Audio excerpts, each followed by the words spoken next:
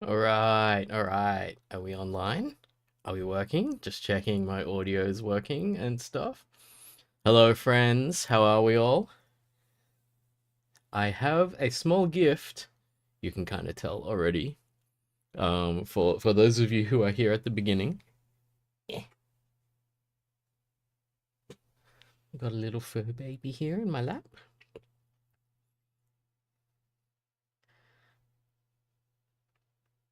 I actually just she was actually like asleep on the bed, and I went, "Hey, do you want to be on stream?" Because, like, every time I stream, she just seems to, like, want to sit in the bedroom and not do anything. So today, I've stolen her from her little relaxing nap, which is kind of funny because the whole day, today, like, while I was trying to work and stuff, she just kept coming over and just going, "I want to sit in your lap. I'm very cold, and I hate the whole world, and I need a warm place to sit." It's kind of funny. She's just like, you can always tell when it gets the colder parts of the year where she's just like, I require human warmth all the time. As opposed to like when it's warm and she'll just like go off somewhere else. Oh no, are we going away? Oh meow. I don't know if you heard that. I'm not sure if the meows will get through. Oh wait, just going up on the desk. Where are we going, chicken? All right, maybe that's it. Maybe that's it. Is that it? Are we going? Yes. All right. Sorry, everyone. That's all the chicken we're getting for today. But still, it's fun to have her around for a little bit at least. Hello, everyone. How are we doing? Who's here at the moment? Dongju's here. Mitchell's here. Halogen is here. Amber is here. I think that's everyone for the moment. Welcome to the stream. Um, I the funny thing about today is the plan I have today is to disrupt the plan, which makes me laugh a lot. But also it is kind of fun to do that. So ooh, hang on a second. I have a problem. She knows it's stream time. She knows it's stream time, so it's time to like just go away. I actually have a problem with my mouse right now. That's really strange. Hang on, let me show you. Um, I'm left clicking and it's selecting. I wonder if that means my keyboard has controls stuck down? No. I press control, or is it shift? No. It's so weird. And when I turn the scroll wheel, nothing's happening. I love how it's just like my computer is fine. It's working perfectly fine. Um, until I start to stream. Actually, no, I take that back. The computer is not working perfectly fine at the moment. I blew up my graphics card the other day. I'm not exactly sure how I do it, but the glass panel on the side of my case was a little foggy when it was really wet and raining, and I'm not sure if there was a bit of moisture in there and it shorted or something like that. But yeah, my GPU is busted. So I'm on my old GPU at the moment. Um, but thinking about buying a new one. Unsure what I'm gonna get, but thinking about it anyway. Okay, let's just do this in front of everyone. Let me figure out if there's something up with my this looks fine. That looks fine. Actually, working through this is fine. This interface is working. But this isn't. This is so strange. Alright. Let's try this again. Open this. Yeah. Very weird. I I wonder. Okay. I'm unplugging my keyboard and see what happens. That's so weird, because I'm not dragging. It's just selecting multiple. I've never seen this before. If I drag to select, it does. But no matter what I do, it goes from some point on the page and then selects everything. What have I done? Zero, how's it going? Watching me live try to figure out whether I have broken my mouse or not. It doesn't feel like a hardware thing. The clicks are working, but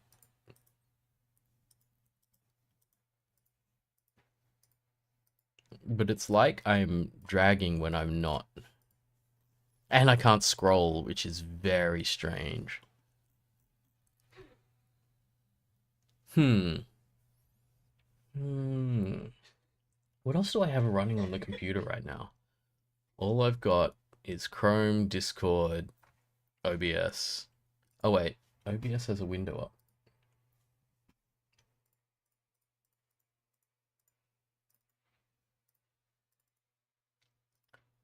Yeah, Halogen, I do have a spare mouse.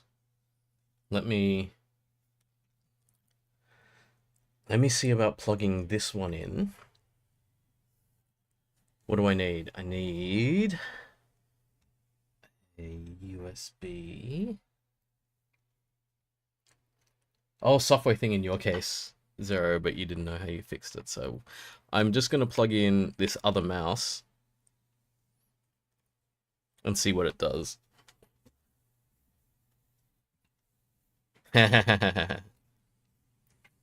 Alright, the other mouse is not doing anything yet.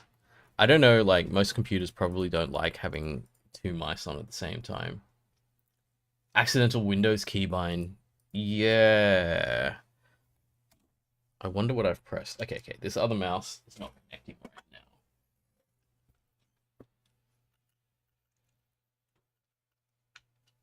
I'm going to plug my keyboard back in.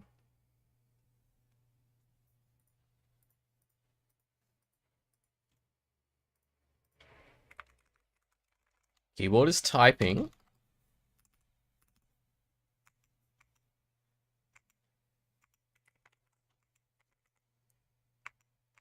Oh, interesting. Oh, there's definitely something up with my keyboard. Oh, okay. Here I know something, because when I turn caps lock on, it goes lowercase. So that means I have shift held down somewhere, so I've probably got sticky keys on. Let's see if you can press the shift 5 times to turn sticky keys on or off. That's off.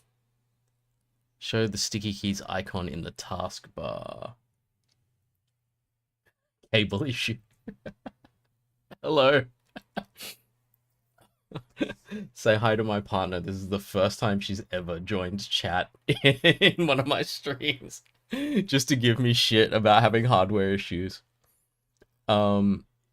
Turn off sticky keys when 2 keys are pressed at the same time.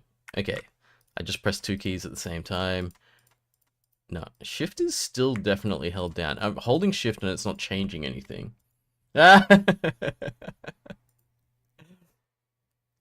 Sorry to call you out if you wanted to remain incognito, but I think it's like everyone else knows each other, so they know they're gonna know. Turn it off and on again. You know, I have just unplugged my keyboard. Okay, let's just.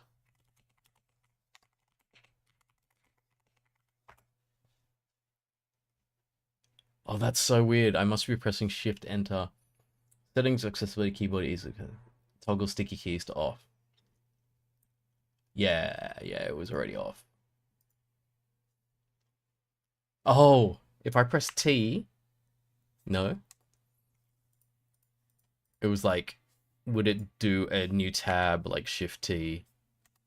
No. Okay. This is so funny. just burning stream time on, like, it was seriously, it was working a second ago, just before I fired everything up.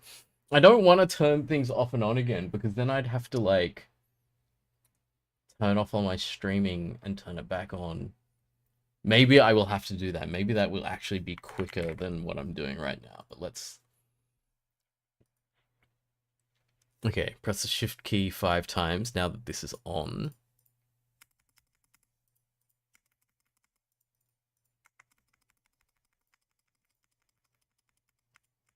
I'm pressing shift a lot. It's not doing anything. Oh. Oh. It might be the shift key on my keyboard. It might be a hardware thing.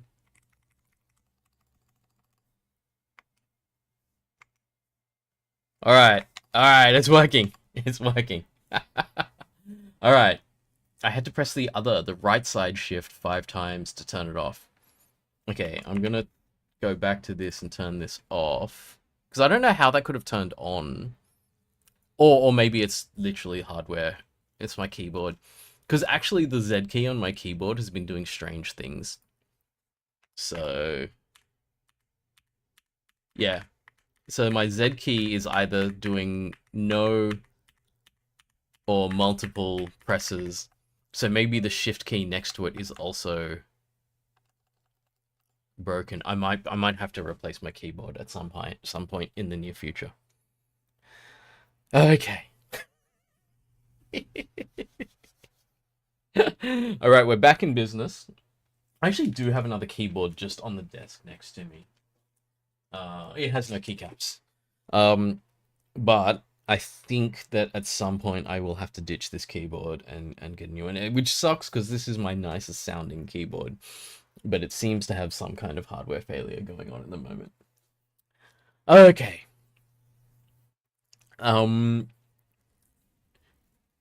What are we doing today? So the beauty of today is that the topic of today's stream is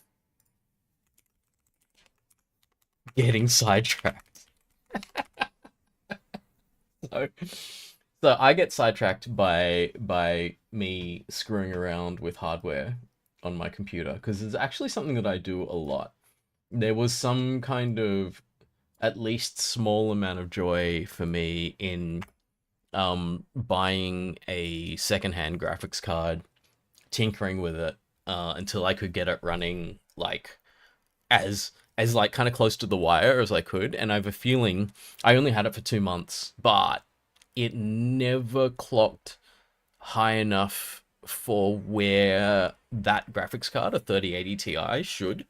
Actually, I'm just gonna go back to my face cam while I'm just talking about stuff, and I'll write stuff down in a second.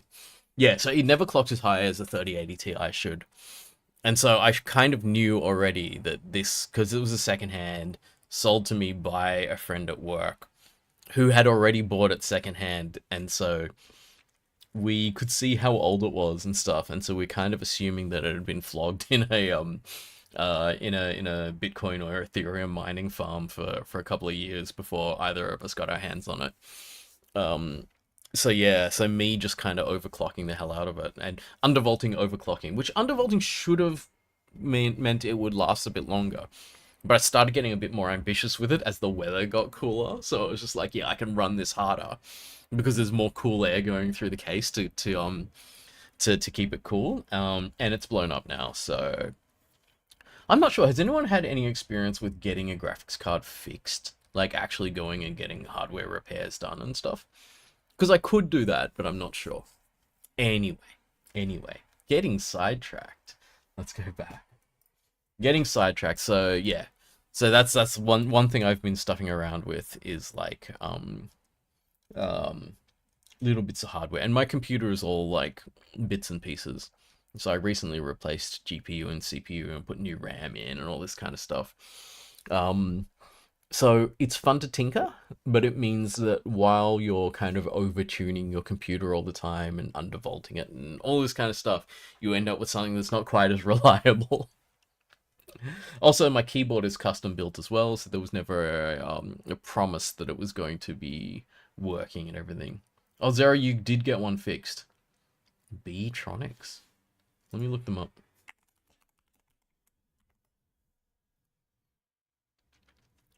Oh wait, no, they make cool guitar pedals. That's probably not them, is it? Game console repairs. Oh, you did the oven reflow, right? I've heard of people doing that. What is it? The if the solder has like shaken loose somewhere, that you can remelt the solder if you do the right temperature. It's got to be like below the temperature that cooks the plastic, but high enough to cook the solder. So they do. I don't think they do PC stuff. Maybe they used to, but not anymore. Yeah, thermal cycles cracking the solder. And it's funny because I've been running that thing very hot. Um, like high 70s to 80 degrees for 2 months. And I don't know whether that's like going from zero to, well, not zero, but from ambient up to 80 and back again. And spending a lot of time at 80 degrees, whether I have aged the card very quickly. So I don't know. I'll look into it. I'm kind of like I'm in two minds, right? Where do I get it fixed and by doing so kind of save one more piece of e-waste going into landfills and stuff like that. Well, it's not necessarily landfills, but still like save one piece of e-waste, or do I not bother? And do I just go, look, I'm just gonna buy a graphics card because I just want a new one that works. But I haven't decided yet. I guess I'll at least make an attempt. I'll talk to someone about what it means to get it repaired first before I definitely just kind of throw it away and get a different one. Okay, so getting back on track to our title here, which is getting sidetracked, which is all very hilarious to me. Is okay. So what are we getting sidetracked about? First up, the end goal remains the same. I'm gonna make this game. I thought it was funny. I could do a Mark learns circuit board repairs. Yeah, I'll get my overhead camera. I was watching. I went down a YouTube rabbit hole. I was watching people like test graphics cards with a multimeter and all this kind of stuff, and like pull the lid off and like pull a case off. I mean, and just like check all these things to see if something's shorted out. Look for burn marks on capacitors and stuff like that. And I was like, I could do this, but do I really have the energy to get that deep into it if it's a one-off thing? It's like that kind of thing where it's like if you're going to get into something and you're going to put energy into it, then you're kind of going to want to do it again. And I don't really want to get into the habit of pulling apart graphics cards and fixing them. I don't think that's something I'm super interested in. But yeah, but there are other sidetracks that I am interested in. So,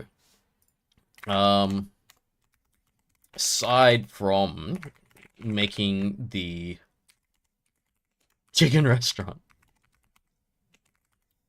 that could be a funny name for it if it's a chicken restaurant and chicken cooks chicken for people. But anyway, so last time there was an interesting idea that we did the GD script tutorial. And there were tiny bits. I just typed in tiny butts. Tiny bits here and there that I wanted to change to help the flow of learning go better, go more nicely, go nicely. And the tutorial is open source. So it might be nice to contribute. I don't think I've ever really done... I think I've only like a tiny bit ever done any kind of open source stuff. So it might be nice to go in there and just go, hey, I can help. I've been a coding teacher in the past, so it's the kind of thing that I can definitely help with. So let me suggest some things. I mean, the easiest is I just back off and I just give suggestions. Or I go in and I go, look, better than suggestions, here's a pull request. This is what I think you should do. It's in the same format as the other things you've been doing, so it should be fine. Because there were just a few moments. I would have to nearly go back and watch my previous stream and see where I was up to and go, okay, these are the bits that I thought might need fixing. And then we can go in and say, look, we'd like to contribute this code, or we or I guess, would like to contribute this code, because it's not even going to be code. It's just going to be like probably markup or whatever they're using for that website. Yeah. And so that might be nice. The other thing,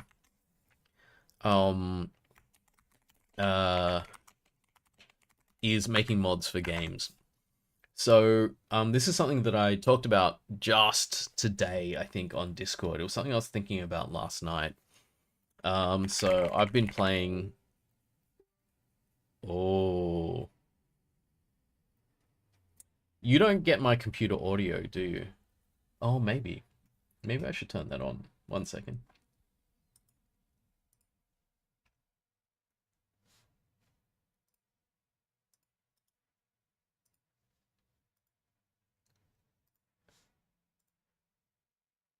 Okay.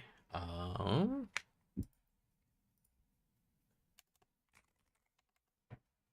right, that's gone caps. Oh, wow.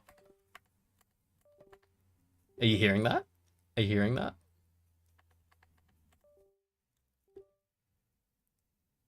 Is my audio coming through?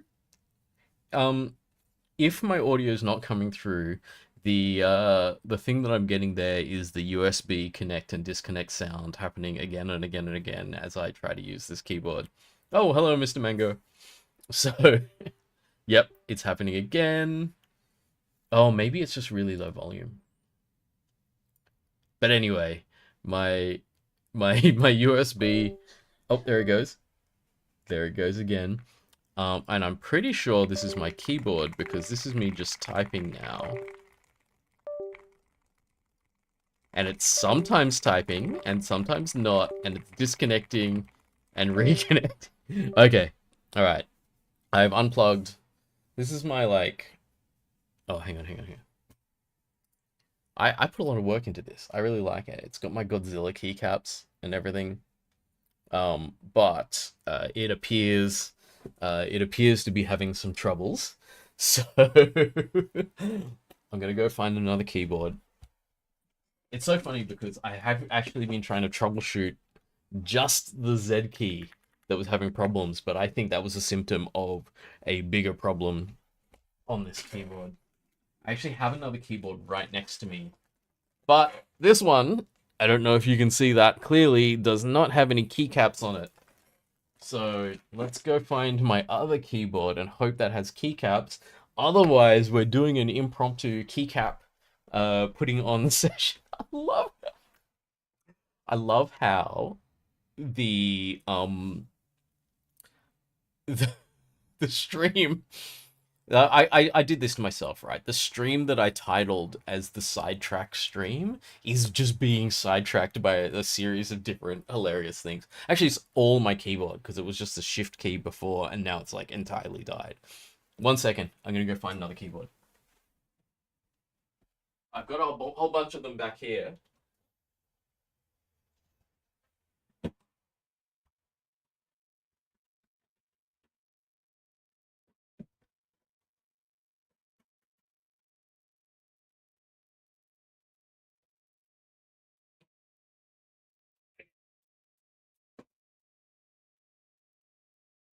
So here's a big crate with a bunch of different keyboard stuff in it. This is really funny. This is turning into a keyboard stream. Okay, so what are our options?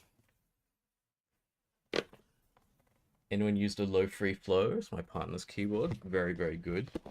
The Yunzi is the one on my desk, which is currently not working, so we're obviously not using that one. Where's my... I've got one keyboard that I'm definitely looking for here, which is the one I used to use a lot, which is my Monsgeek. That's the one I'm going for. I'm hoping when I pull this out, it has switches and keycaps. Because if it doesn't have switches and keycaps... If it doesn't have switches and keycaps, then yes, we are doing a keyboard stream. Okay.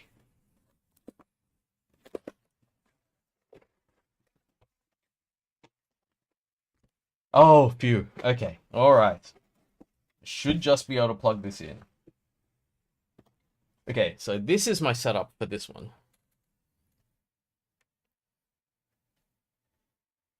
So it's kind of a pixelated, slightly cyberpunky color scheme thing on a black board. Very nice. It's been on my desk for a long time before I got this silver one and started using it. Oh, you have the same keycaps, Mitchell. Awesome. I think these ones are they're pretty common because I think these are made by Keychron, right? So they're like yeah, they're easy to get. They're easier to get than a lot of like the other ones, like the Godzilla ones. These were a custom, well, not custom, but they're a set from who are they called? Key.co or something like that? I can't remember. Yeah. Okay. Let's see. And this is the this will be the hilarious point when this doesn't work, where I find out that I have much bigger issues and it's like the USB controller on my motherboard is dead or something like that. So let's find out.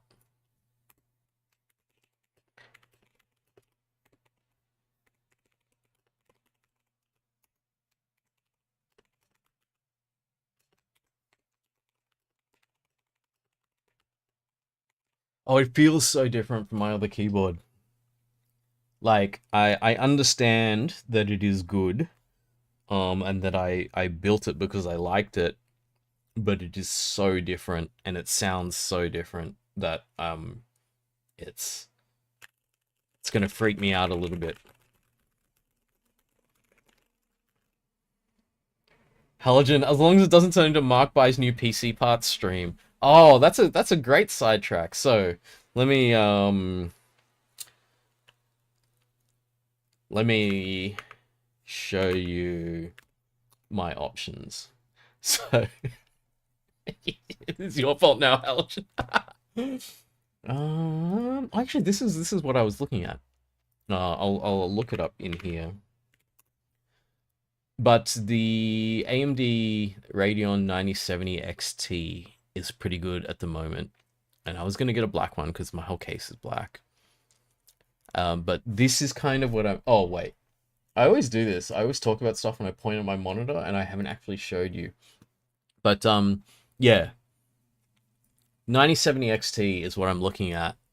The only downside, of course, is this price is... Like, it's not bad, but it's more than a kind of mid to upper range card should cost.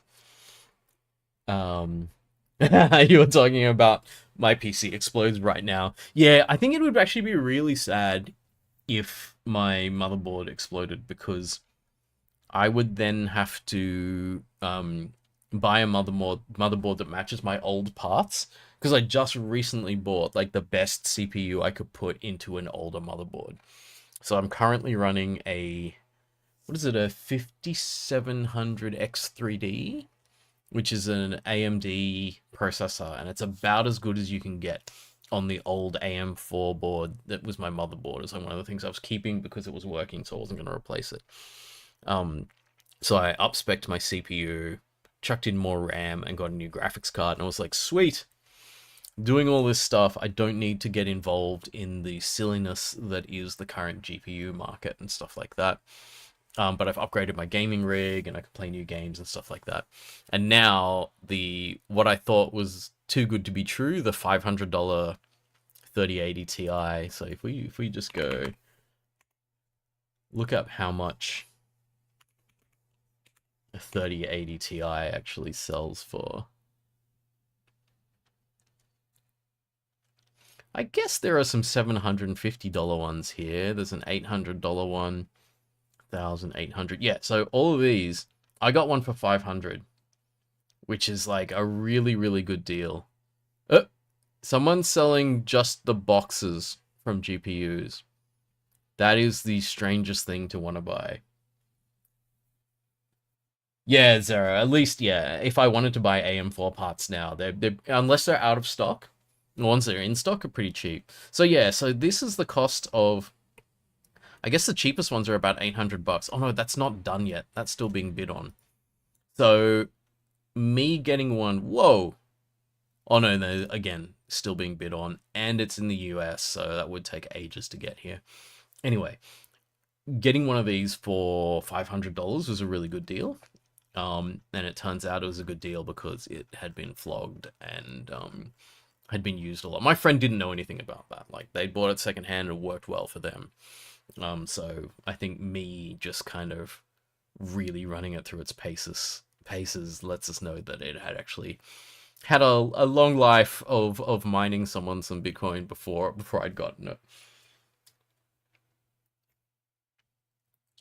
Zero is shocked that the 30 series is still so bad. Yeah, like, I can't believe they're still this expensive when you can buy brand new stuff that will outperform this, consume way less power, and around the same price. Like, for example, just the one step down from the 9070 XT should be, yeah, around the same price. You can get one of these for just over $1,000. That actually might be a good deal for me to do instead of getting the XT. I don't know. So I'm on this kind of back and forth on whether I should buy a graphics card that's going to survive through to another upgrade, or buy one that just sits right and is efficient with the computer that I've got. And then the next time I upgrade, I'm just going to turf the whole computer. I'll just give it to someone. I'm actually kind of doing that with most of my parts. I'm giving them to my nephew. And going to help him build his first gaming PC. He's like, how old is he now? 9? 10, maybe? Yeah. Yeah, so I still haven't done that. I'm glad I didn't, because when my graphics card blew up, I had to put my old graphics card in. Zero's sticking with your 2080 for the foreseeable future. Yeah, I've got a 3060 Ti, but after having the 3080 Ti for a while, now I want better. So I was looking around this range, but there's also, like, I could go a 7800 XT, so I could drop my price down to under $800 and still get something around the level that I've been playing with, because I think my slightly undervolted 3080 Ti sits around the same level as the 7800 XT, so I could get one of these instead. I'm a little bit thinking about AMD graphics cards at the moment, because Nvidia's just some real shady marketing and stuff like that, and the way that they kind of have given up on gamers and are just going all in on AI stuff instead. I kind of want to support the opposition now. But yeah, but something like this could be doable, and then I could save myself a little bit of money and get a good enough thing that's going to last a few years until the market maybe, hopefully, settles down at some point, and then I can build a whole new PC on whatever's new and fancy in like 2 years' time or something like that. Anyway, so apologies. But again, I'm gonna say, because I call it getting sidetracked in the title of the entire stream, I can get sidetracked and it's fine. Okay, so we have confirmed that my old keyboard is still working, and now I can actually get down to doing whatever it is I'm doing for the stream today. So, making mods for games. That's what I was going to talk about. So, I've been playing Darktide.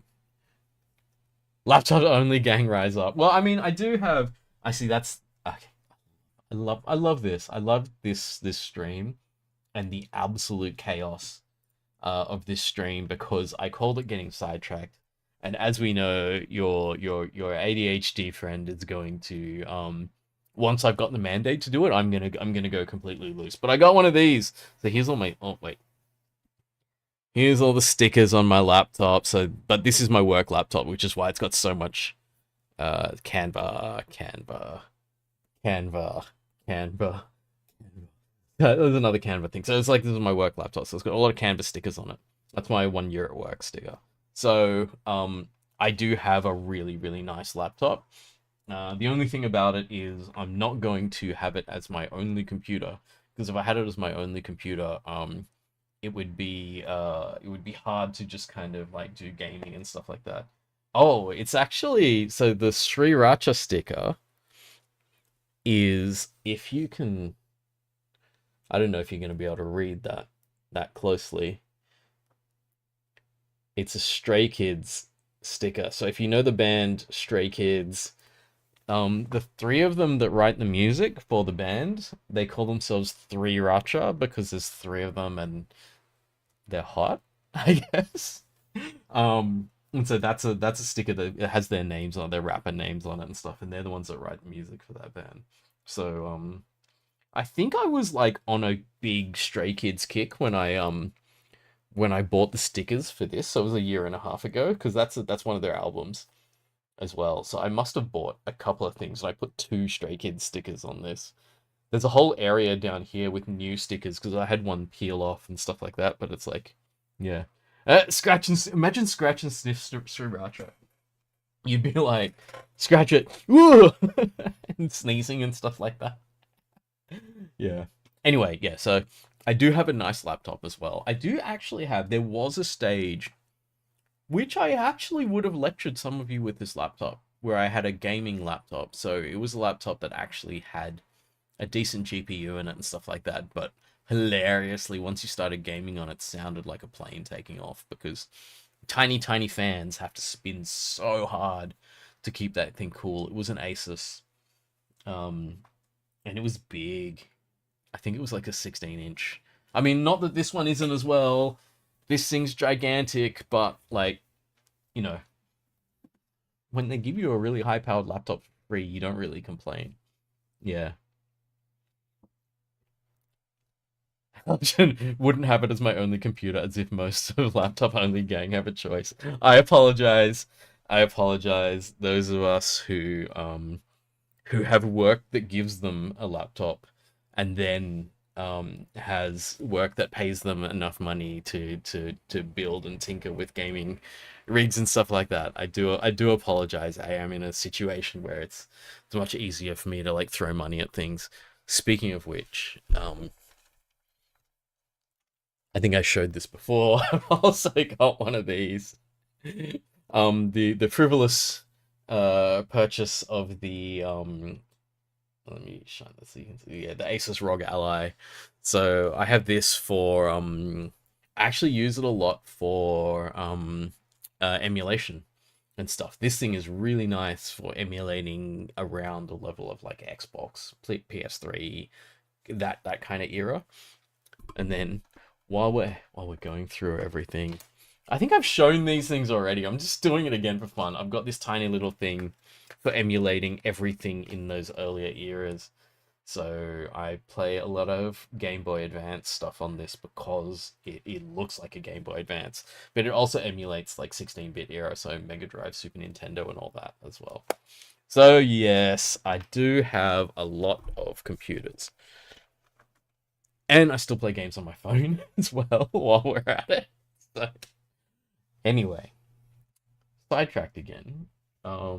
Zara says your work laptop is for CAD, so you couldn't game on it if you tried. Yeah, but doesn't CAD stuff sometimes have decent graphics cards?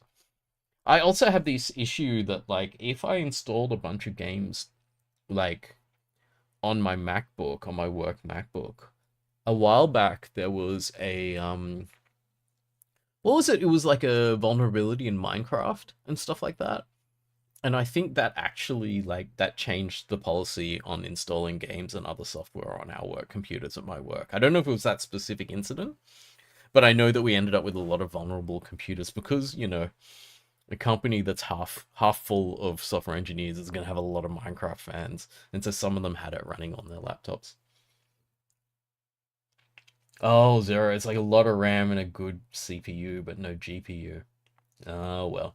Yeah. I think laptops with GPUs are very specific. They're always the gamer laptops. So you get your Razer and your Asus and stuff like that. And like Asus, sorry. And like they're very expensive and heavy with loud fans and stuff. I don't know if that's the case, but I remember when I last used computers like that, they were always like a little bit unnecessary.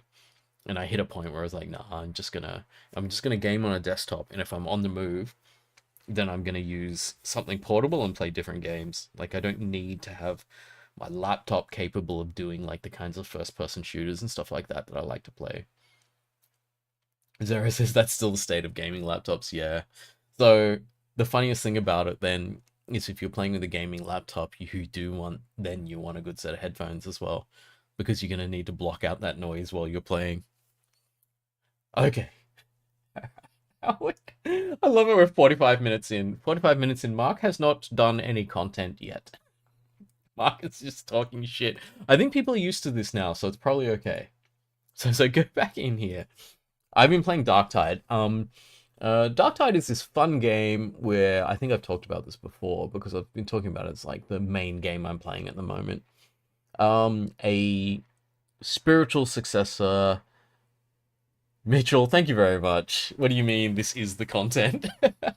I guess it's like, well, like heaps of people on Twitch have like the just chatting label on their content, and I guess that's kind of 50% what I am, where I just talk shit with people for a while, and then we eventually get something done.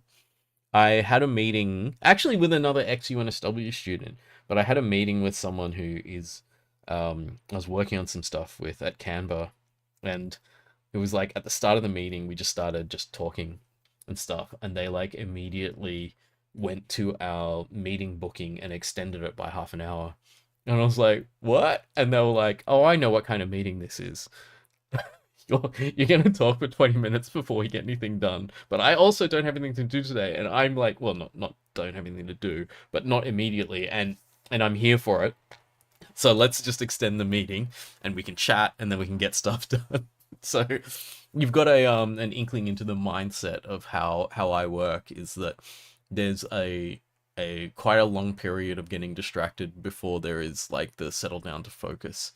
And the more I've come to terms with being an ADHD person in tech, the more I have kind of realized that if I try to force myself out of these patterns, I'm probably going to get less work done.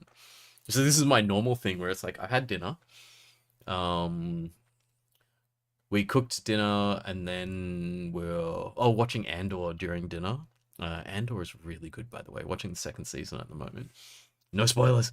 But and then I come here to settle down and do some streaming and get some stuff done. And this is like fairly normal for me. It's like, okay, I'm not going to be able to switch into my work mode quickly. And so it's nice to have this kind of just, let's just talk shit for a while, talk about all the things we're doing, and then eventually I'll get in and get something done. And hopefully it's still enough work to be okay. And I think it has been for most of the jobs I've done. It's like they know that I'm not consistently productive, but I'm productive enough to be useful nonetheless. So Zara's like, I wonder if any streamers take Vyvanse or similar to get their job done. What's Vyvanse? Is that like a ADHD drug?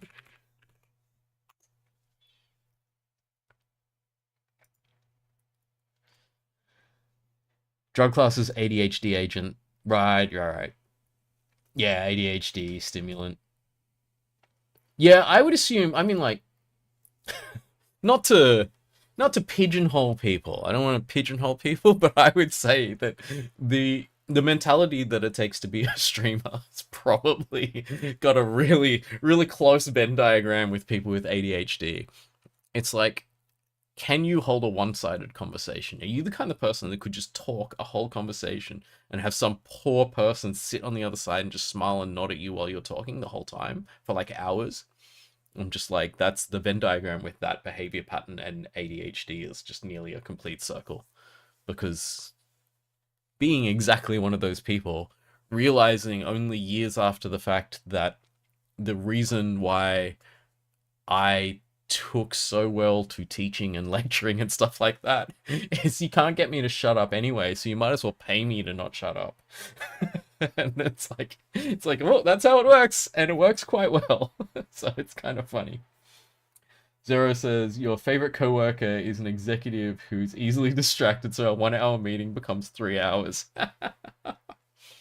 Talk to any of the people who worked for me as tutors and stuff like that. It was like the tutor meetings would get so off track and things, and then in each of my subjects, the admin would just like send me a DM going, Mark, you're paying people for this meeting. You probably want to get some information out to them at some point. It's like, okay, let's go.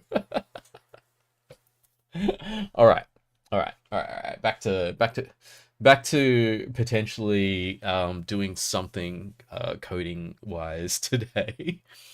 So I've been playing Darktide. I probably have explained Darktide multiple times already. So first person shooter feels a lot like Left 4 Dead, but set in the Warhammer universe. So Warhammer 40k, I love it. So it's yeah, it's kind of fun, and it's made by the same people who did Vermintide, which has really good like remarkably good first person melee combat. So there's all this like dodge, slide, parry, light attacks, heavy attacks, special weapon activations and stuff. And so the flow of physically going through the buttons and doing things well is very, very satisfying. And there's a lot of fun skill expression in it. Like, you really feel the skill as you get better and you start to crank up the difficulty to do harder stuff. So myself and a few friends are pushing into the upper difficulties now, and it's quite interesting. One of the things in the game is I'm going to call it buff visibility.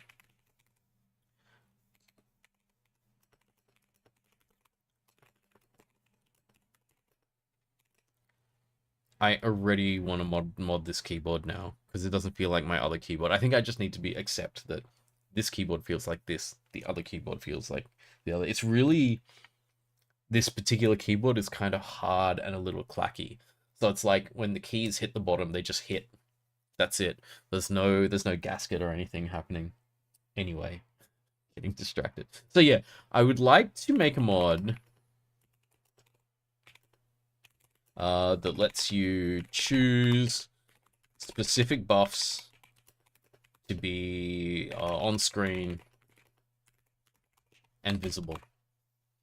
So there are a lot of mods where you can move your HUD around and stuff like that, but characters you've got character trees. You can spec out your character to do specific things, specific capabilities and stuff. And then you have a whole lot of things that trigger short-term buffs. So you can have, I don't know, like a weapon that when you hit enemies gives you a damage buff. And if you can hit more times, the damage buff gets higher and things like that. I have one on one of my particular characters where swapping between melee and range weapons, every time I kill stuff with melee weapons, I get a stacking buff that gives me a chance to not use ammo the next time I fire my weapon. So what I would like to do is to track how high that is getting, and when it reaches a certain point, and I've got a 100% chance of not spending ammo, like to be able to see that clearly, so then I fire a shot, swap back to my melee weapon, build it up again.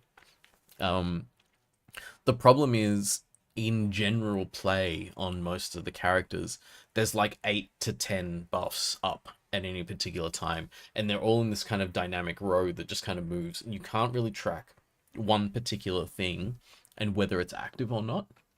So I would love to be able to kind of turn off most of those buffs, because most of those are incidental, they're just part of normal gameplay. But I'd like to have that one particular buff I'm tracking be there and visible, and see a counter on it, and maybe have it like bounce off flash when it's like you should shoot now because you've got free ammo to do it with. It's all lure, which is not too bad. I think most games, when they do mods and stuff, they use lure.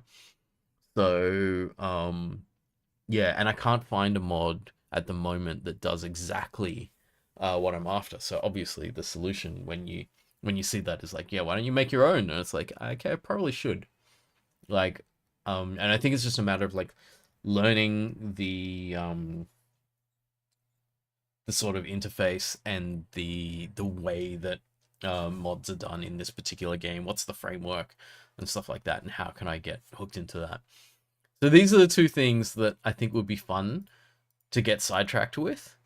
But also don't want to leave this behind entirely, because we're actually just getting to the point where we're actually probably going to start building the engine for this game. But again, I would like to embrace the sidetracking because I think it's a lot of fun. So the first thing we want to look at is the Godot script tutorial. So let's have a look at... It was in Getting Started, I think. This one? Yes, this one. App is an open source project. To report bugs or contribute, head to the app's source code repository. Am I logged in? I'm not logged in. Oops, let me just... Oh, that's good. It auto-completed, so I don't have to type in my... awkwardly type in my password on the other monitor. Okay. So here is the Learn GD script. I don't know if anyone else remembers where the bits were where I said that it was hard to tell what they actually wanted me to do. It was quite late though, I reckon. Because it wasn't in here, right? Let's just have a quick look.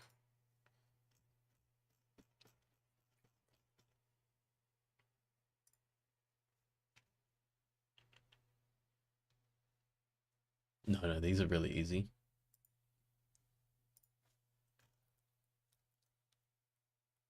Maybe it was appending and popping values? That sounds familiar.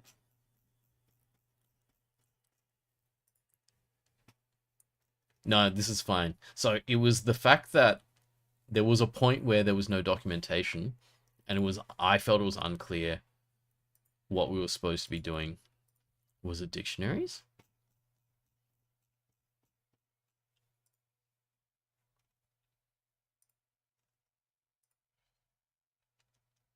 Use a dictionary, adding correct keys and values to the dictionary. No, this was just populating it. What about this one?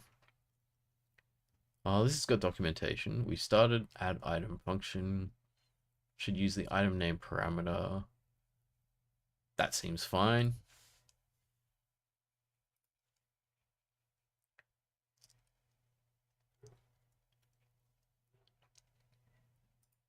Maybe in here, value types. I'm just jumping around now to see if I can remember where it was that felt like it was unfinished. Player's energy and the user. No, this is just casting, isn't it?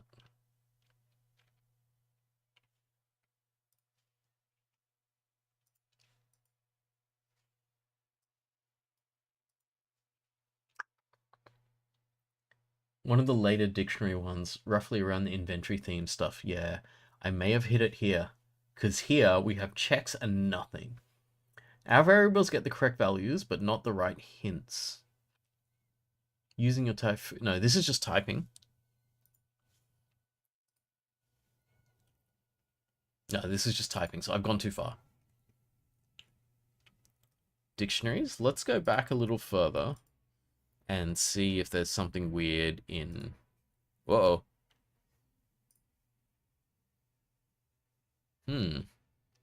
Have I broken the website? Open lessons not working. Let's just refresh this. I think I may have clicked it before it had loaded. Yeah, okay. Did I look at this already? Oh, there's no API here, so maybe this is it. Alright, let's have a closer look. In our game, players have an inventory that works as an array under the hood. If they want to equip a sword and shield to buff their characters, like before, we need you to find them in the array. You need to access elements in the inventory array by index to do so. Call the useItem function with the item as an argument to use an item. For example, you can use the first item by calling useItem inventory 0. Right. I think this is it here. So, points of confusion.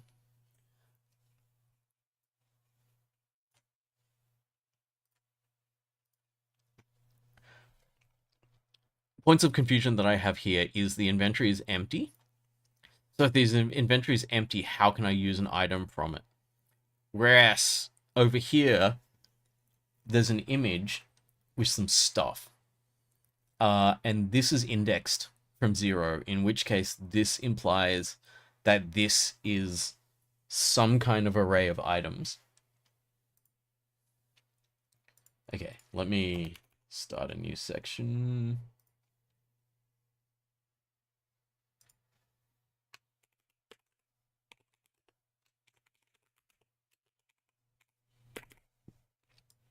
That's a bit big. Be heading 3. Okay, so we are in 23.accessing values in arrays.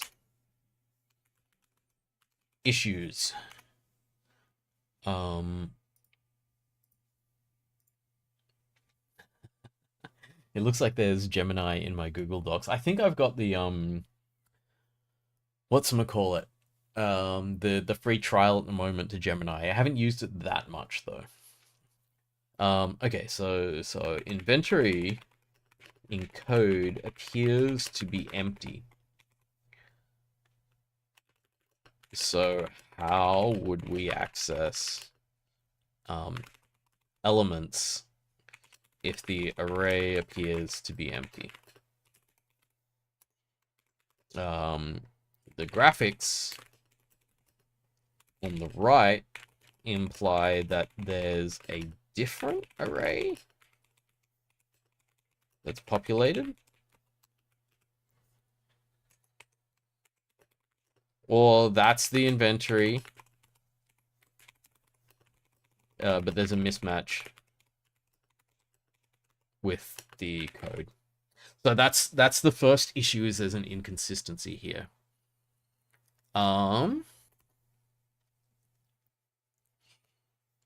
The spec doesn't have did they call it API in the other things?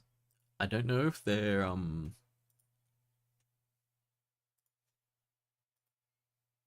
wait, there's no API in any of these. Let's just go to a random other lesson. I'll just try to use the same terminology they're using. Oh, this one doesn't have it. Nope. No. Okay. This is pre-functions, isn't it? I jumped too far back. Yeah, this is got functions. So what are they calling it?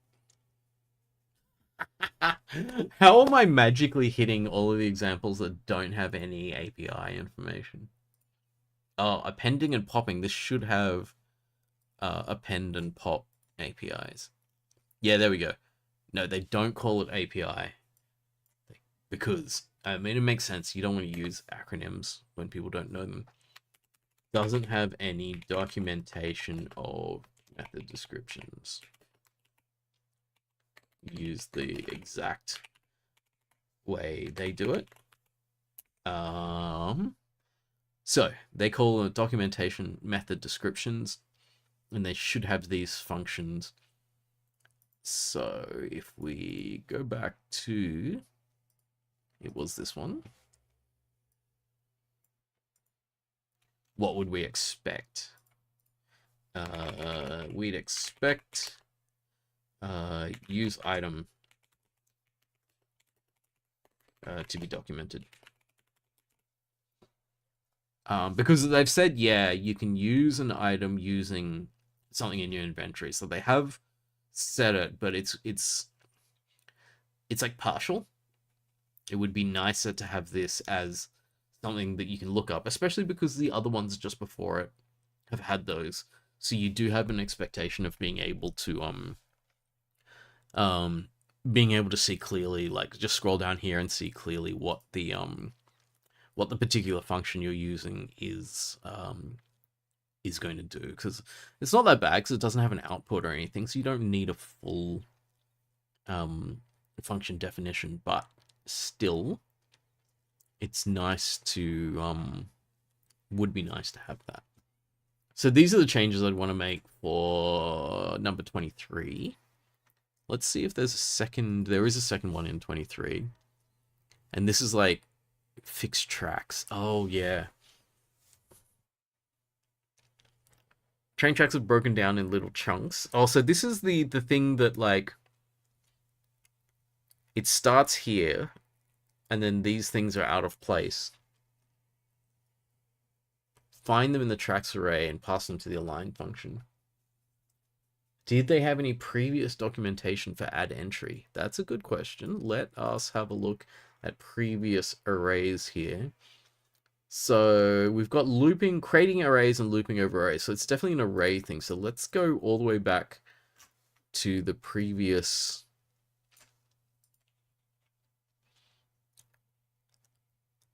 All right, this is just raw values in the array. So there's no function there. Second one has select units, where you have an array of units and then you use that to choose these, I assume. So these are specific functions. Oh, I wonder if some of these functions don't exist in GD script and they're only documenting the ones that are actually permanently available. Although select units does not feel like something that would be permanently available. Wait, let me go back to that one. Like, surely select units is not a GD script native function. I should start calling them methods because they call them methods. I just kind of instinctively call things functions. So I think it's okay to document something that's just part of this. Oh yeah, because we're literally writing the select units function. Oh no, we're writing or calling it? By passing the correct array to the select units function. So select units is something that's pre-written. Yeah, so they've got select units. Let's keep looking through the arrays and see if there's other. Robot.move to. Right, so this one's just a sequence of. Oh yeah, so the interesting thing here is what are they calling it? They're calling them arrays, right? Yeah, the array here matches what's here. So this one is populated and it matches this, which I think is the correct behavior. As opposed to the other one where the array in the code is empty, but it's populated over here. So that's a precedent we can say is like, I think this should match the previous teaching on arrays, that if you're going to have an array here and a visualization of it, they should be the same. Okay. Strings wouldn't have it, I assume. Functions, appending and popping values would be the next one. This is where they would have something like add, but it's going to be pop and append, yeah. So I think that array append is something that's probably part of GD script. And pop front, probably pop back as well, are going to be as well. Maybe that's why it's not there, because it's not part of the standard array functions. That's just a guess. So this is pop back. Yeah, and also, again, if this is here, it's here. So the 4 items, although there's a graphics issue there, could be because I've zoomed this out to fit my notes on the same screen. But yeah, the numbers are getting cut off. But anyway, precedent has been set, and I think it's a good precedent that the array that's here matches exactly the array that is shown on the visualization. So that makes it much easier for people to learn about it because they can just see what's happening. So that was all the array stuff that had happened prior to this. And even here, they're like, okay, here's the array and here it is. Yeah, and here's like the array. Oh no, this is not showing it. They're just printing out the size. Anyway, so this is one problem here. And I think that I don't even know if this code is what runs. Because if this code runs, then it literally can't work. Because if I just do something like, so they're saying use item, inventory, let's just use the first item in the inventory. There should be an error. Because it's literally empty and there's no code between here and here that changes what this variable is. So they want to equip a sword and a shield. So let's do it correctly, right? So over here, there's a sword at 2 and a shield at 3. So if I do this, it'll probably work. Yeah. And that's fine because it matches this, but this doesn't, and that definitely threw me off. Yeah. Halogen, yeah, they're most definitely right. Halogen's saying presumably they call your function behind the scenes after filling the inventory. So this here is a piece of code that never runs. This function's probably the only code that runs. But good question, what happens if we edit the inventory variable? So let's be nice to them and put the items in that are the same names that they are using, which we just have to go back to the lesson to see what they were called. Healing Heart, Gem, Sword, Shield. Okay, I'm going to copy this. I'll just paste it down. No! Okay, wait. They've got separate clipboards. No? No? Or I just didn't copy it properly. Let's go back. Here? Oh, is that not copying? Is that not copying? That's not copying. Is there somewhere else I can grab that text from?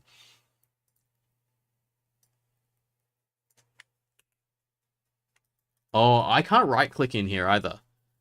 So there's something about this that is not copying. That's rendered text, not actual text. But it's weird because I can select it, but I can't copy it. Alright, we're just going to memorize it. Healing Heart, Sword, Shield, Gems. Okay. Probably going to be able to memorize that. Okay, is this the same one? Yeah. Wait, it's different! It's randomized. Okay, we've got a sword, a shield, and the healing heart. If I come back out of this and go again, shield, it's randomizing the population of this array, and it's not matching it here because this is probably not randomizable, but that is. This doesn't need to be randomized for the lesson to work, though. Anyway.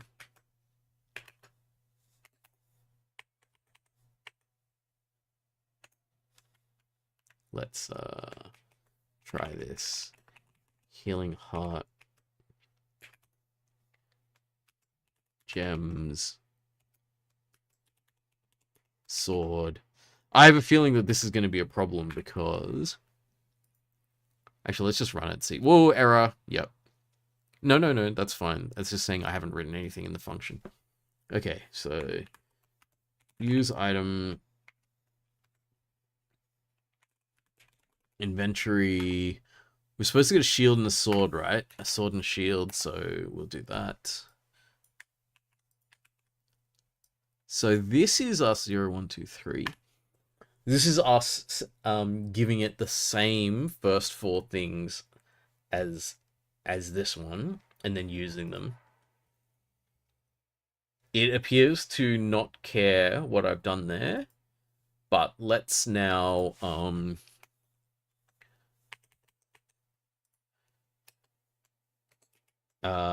screw around with it.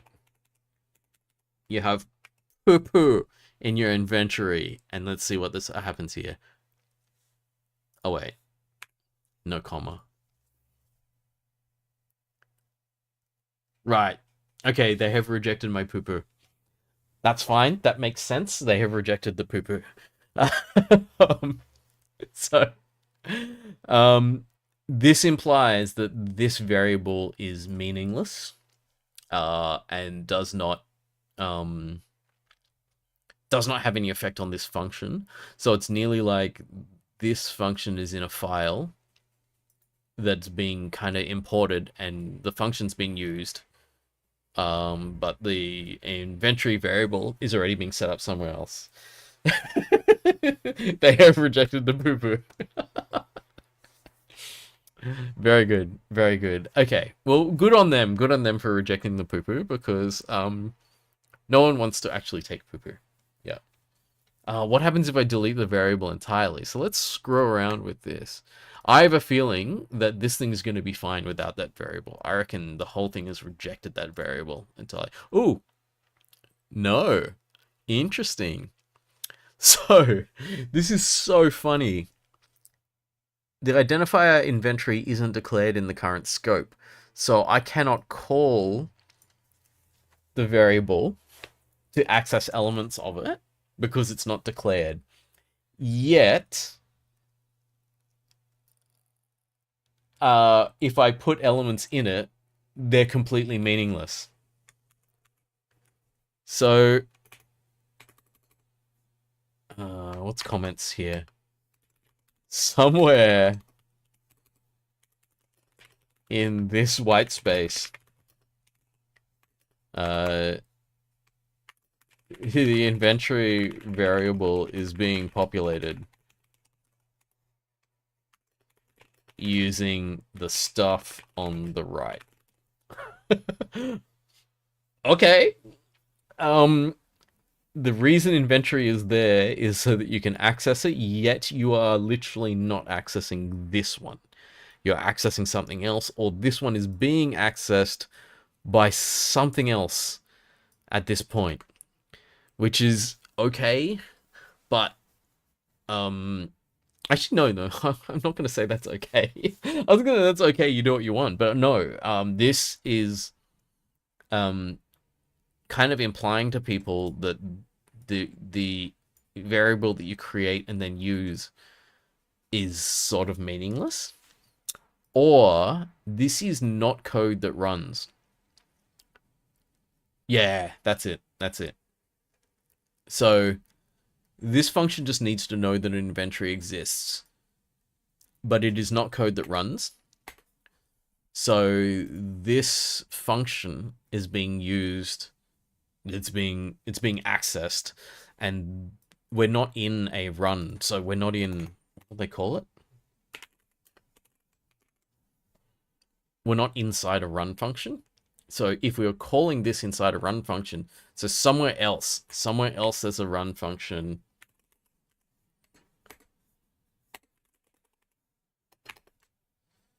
I forget the syntax. Were they doing it with curly brackets? I'm just doing, oh no, they're doing it with square brackets.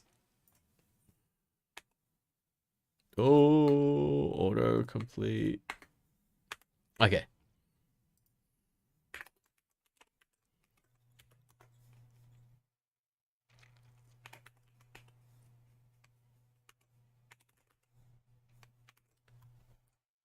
This is the thing that we're not seeing that's happening somewhere else.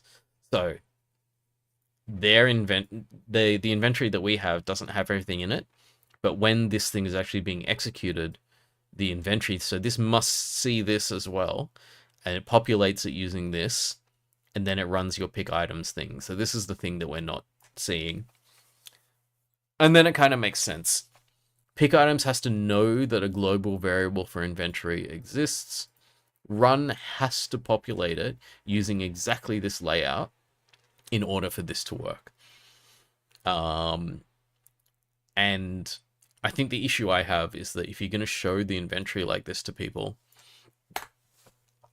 it should match there, because every other example they've used previously matches, the graphic matches the data. Whereas if you're just going to do add the data in programmatically later, you haven't said anything to the learner about that, and so they're going to get confused. And I think I definitely got confused because I was like, I cannot use an item on an empty array. So I cannot do either of these element accesses in the inventory. So what I would like to do is find a way to clear this up for people so that it's easier for them to understand that this is this. And the issue that I'm sure I'm going to run into, which is why this thing's not populated, is they're randomizing this. And if they're randomizing this, I bet they can't randomize this text. So that's where I reckon is the compromise they've made, is like, if they do want to have that randomizing happening, then they cannot put it in here, because this is going to be a raw text file that they've got in there that'd be like, show this raw text, not randomize both of these at the same time and then show this contents here. Maybe that's what I'm already sniffing at, is the reason why this breaks the convention is because they did this randomizing thing.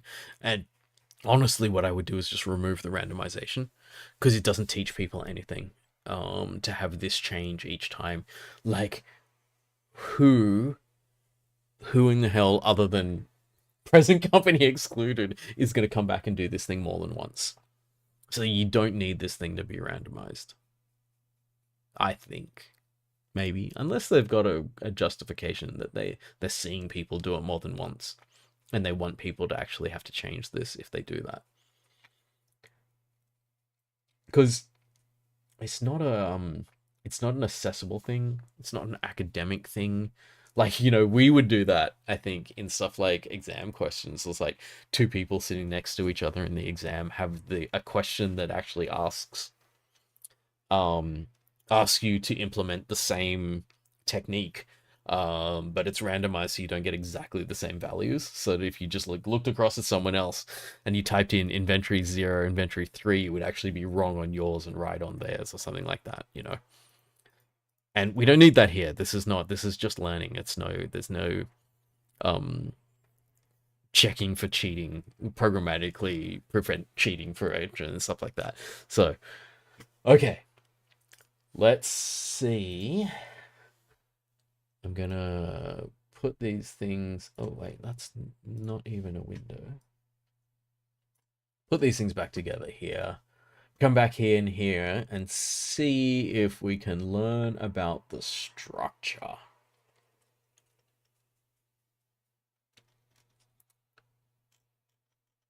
Read me.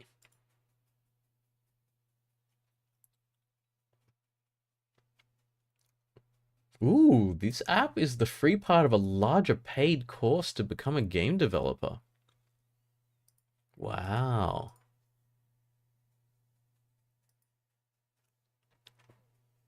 $80? That's quite cheap in the overall scheme of things. Wait, if I contribute, am I then like doing stuff that they're gonna make money out of? Actually, no, I don't care. It's fine. You can have some money. If you're only charging $80, you're not making very much money. How much does it cost people to do Comp 1511? Is it like $4,000? Oh, Halogen has just peeped the repository issue. Seems people are already complaining about an issue 982. Well. Okay, where are we? Issues? Where are they numbered? Oh, I can probably just scroll down to... Ooh, no. Can we search?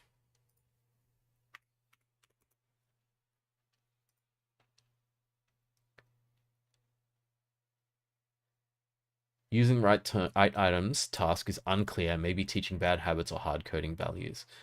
Okay. Search for lesson 23. Oh, yeah. Oh, that's all right. I just used the issue number that you said and found this, at least. Okay.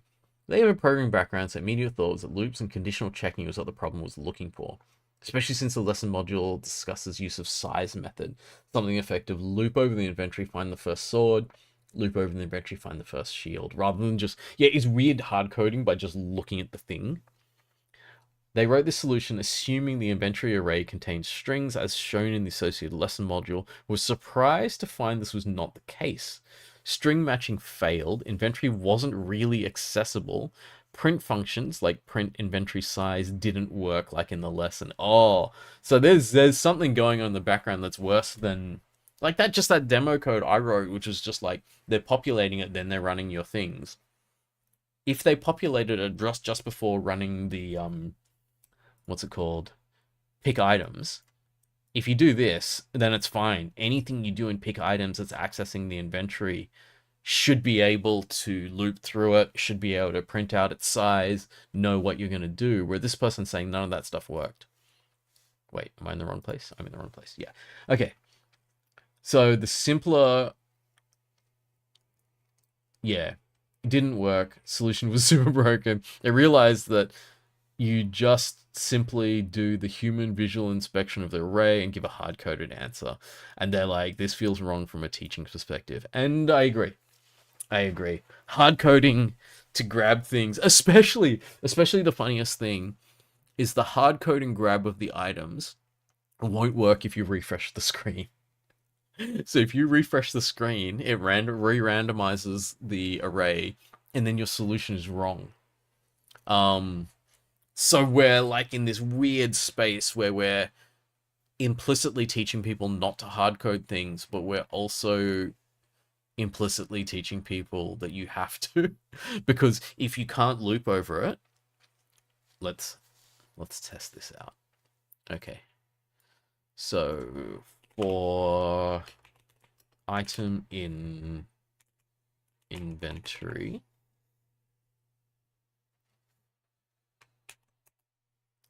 have I got this is the best thing, right? Have I got the syntax right? Because I think I do, but I'm not sure. If item equals sword, what's it called? Use item.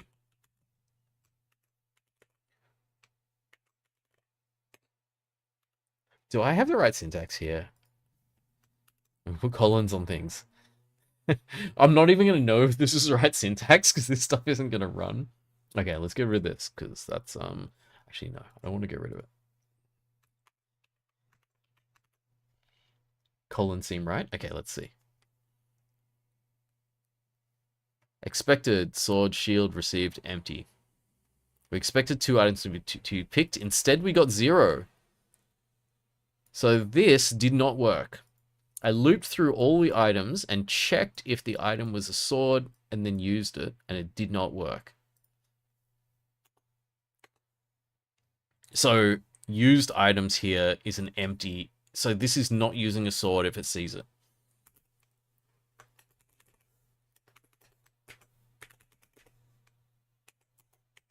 I already know this isn't going to work, but you know, let's put it in there for completeness.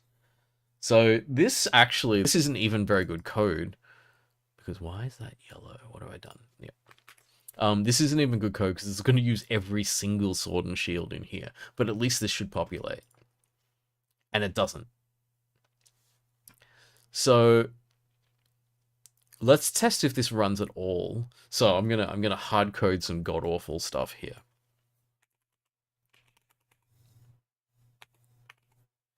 So I know that the first one's a shield, so I'm just like, if the item is the first one, then put it in. And then the next one is 3. So what I'm testing here is this even running? Is the looping through the inventory even running? Because the funny thing is maybe that this array is not as accessible as we thought it was. Oh no. Interesting. So, looping through the array is working because this is inside the loop, so the loop has to be working. And as it goes through the items, if the item is the one that we've hard-coded, it's such horrible code, but we're learning something from this, where we can match the item to the inventory object, but we can't match it to the text. So we can't say if it is a sword. Okay. Let's try something new. Let's explicitly string this item. And this one.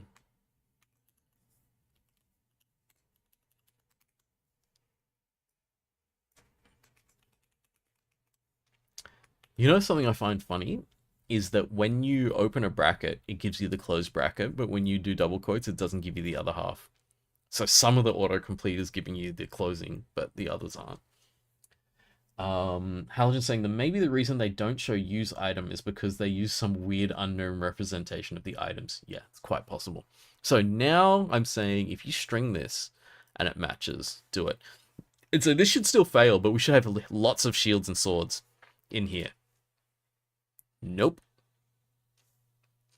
So it is unable to do string matching between an item in inventory and this. So either these are not actually strings, or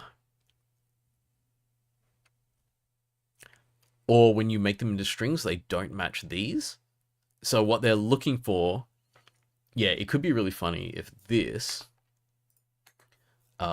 is so what was it? It was 0 and 3 is like correct, incorrect, incorrect. You know, like what if it's not exactly this, but what if it's something like this? Where it's like, yeah, you picked 0 and 3, you're correct. And so trying to do string matching of it doesn't work because the strings are actually something else. Ah, very good, very good. What happens if we print an item? Okay, so we do this first. Can I just do that? You know what I just did? A hilarious thing. I just pressed Control S. Because now we're coding enough that I'm like muscle memory saving while I'm doing things. Okay, so let's just, as we're looping through, we print them out. Do we actually have output? What? Oh, crap, I left this here. I was like, pick items calls itself. How could it? But it's here. All right, let me comment these up. You press Control S in your mind as well. Yeah, right? Oh, check it.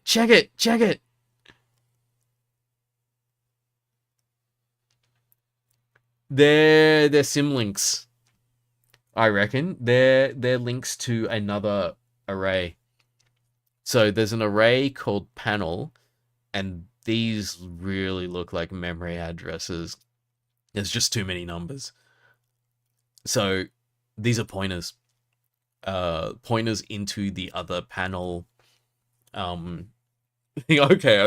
So we are now deconstructing the back. I love how there's this tiny tutorial on like how to use arrays for the first time. But what we've done is we've unpacked this incredible depth into what's going on. So in here,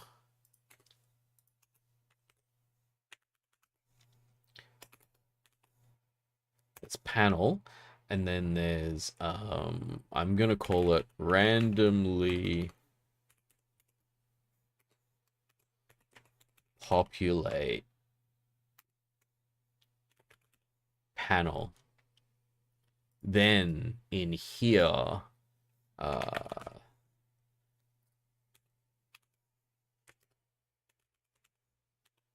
it's not even this. It's like, oh god, I'm going into the like syntax here, but this is what I'm seeing. Halogen saying, so what I love is that we don't even have to do this because the lesson is open source. I know, right? We could just read the code. I'm enjoying myself though. I'm just poking at it. And there's something like this. How does Python do pointers? Okay, fine. Let's go have a look. Anyway, so they're saying long-time programmer and teacher, they don't like this.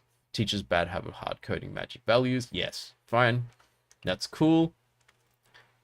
Ooh, I've seen that face. This is actually one of the writers of it. Okay, so thank you for the feedback. In general, we are well aware of the limits of the app and the series. And to me, it could use a holistic content pass. Right, this is the kind of thing where, like, yeah, you have exposed our issues.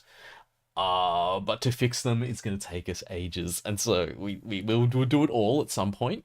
But at the moment, we're adding things rather than going back and doing things. I'd like to go through everything and flesh it out more, but we have to focus on our school curriculum. Yeah, they're too busy. They're too busy to do it. I think your issue, while I agree it would be something worth introducing, is something beyond the scope of this lesson. Yes.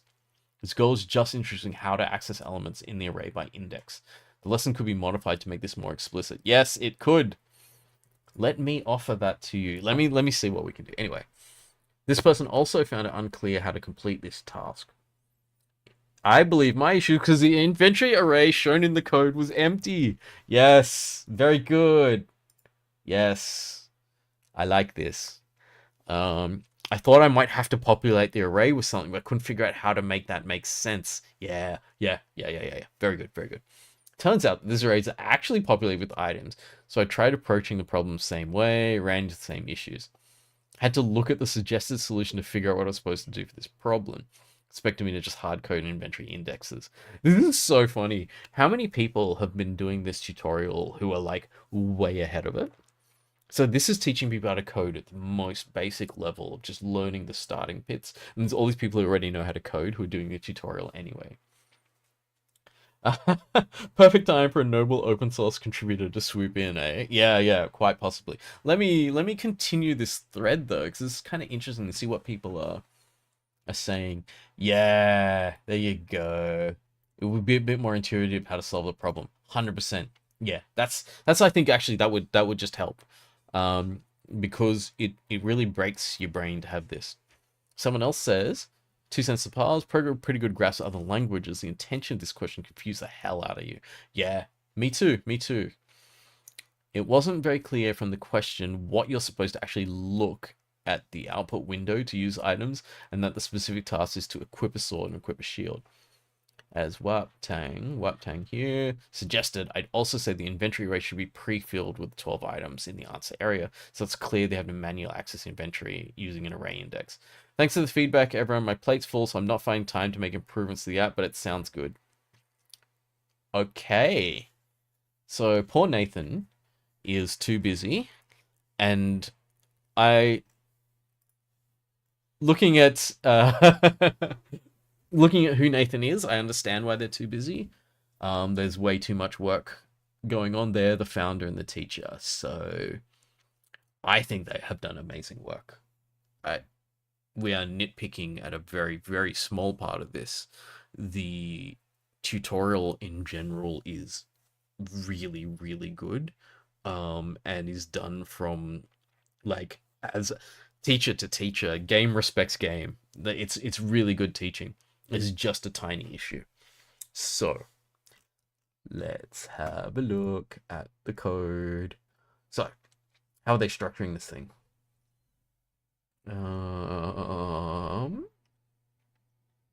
Not here, of course. I love the alphabetically ordering things, how it does all the ones and then all the two and then all the rest of the twos. Okay. Content change hint in L23P2 suggests a function introduced in... Oh no, this is a fix. So they haven't been in here for a year, which is fine. I feel like they're very busy. So let's see, what is this file? So this is how they access their other resources, which I assume are... Okay, let's step back for a moment. The issue I'm going to have here is I don't know Godot. So I don't know how this hooks into the visual side of things. But let's see. Anyway. Resource append to array. So this is the text in here. So let's go back up to the top. You learn to loop. What if you need to access a third item? Blah, blah, blah. Ooh, that's not what I... Hang on. Let's get rid of that window for the moment.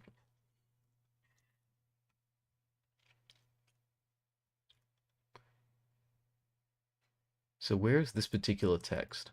I thought this would be the first part of this, but it's not.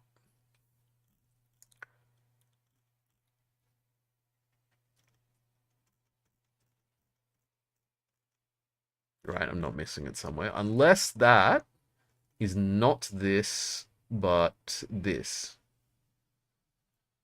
Nope. Okay. So this is somewhere. Just trying to figure out where these things end up, because I assume that this is something like a page format kind of thing. Or these are resources that are used in a different way. So let's go back. Yeah, it's all right. I don't need that. Let's see if there's any like clickable, openable things. Or let's just do something silly. Okay. I'm just going to copy this and search for it. Oh, no. No. There's no Control F on this page. Surely my Control F is working. Yeah, just sanity checking myself because of my keyboard issues tonight. You can't see it. It's behind my face. But Control F is working in my Google Doc, but not on this page.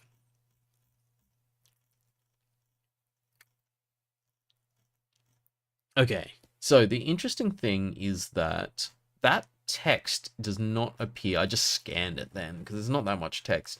I don't see that text anywhere. So I don't know where this particular thing actually appears.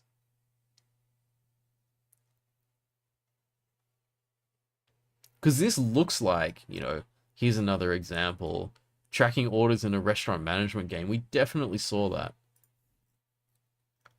Oh, I'm in a different lesson.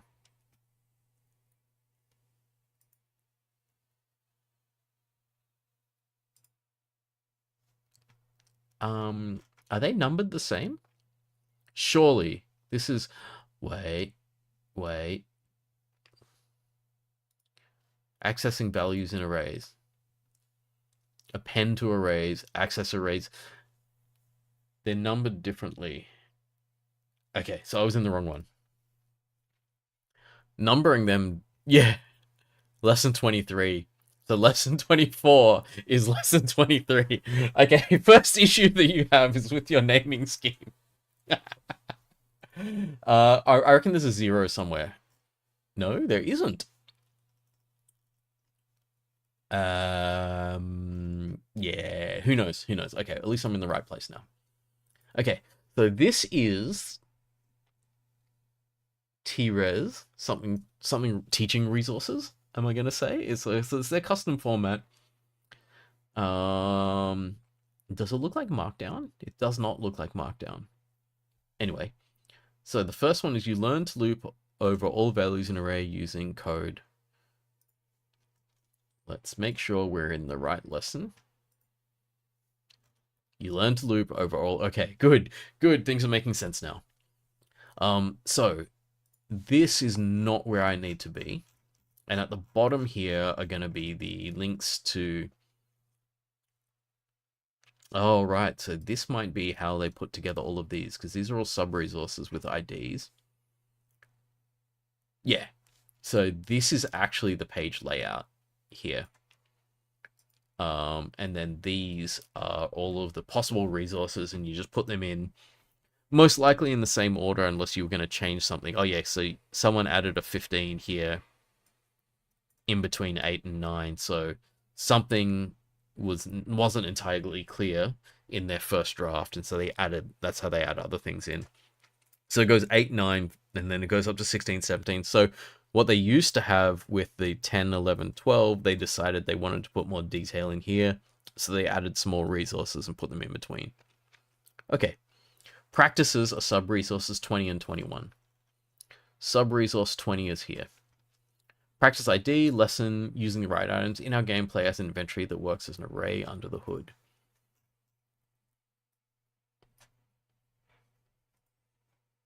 In our game, the player has an inventory that works as an array under the hood. Okay, so the text in this resource is easy to change. Because it's just here.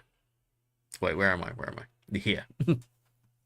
They want to equip this, need to find them in the array. You need to access the elements in the inventory array by index to do so. Okay, and the downside is this inventory array is currently empty. Use the use item to do this. Oh, wow. Starting code is here. It's just like I thought. The starting code is just a raw text file. And now we go into the meat of this is... So there's a hint. Oh, right. So if we want to put in some documentation, we'll copy paste how they do the documentation in other lessons. But here we have validate a script path,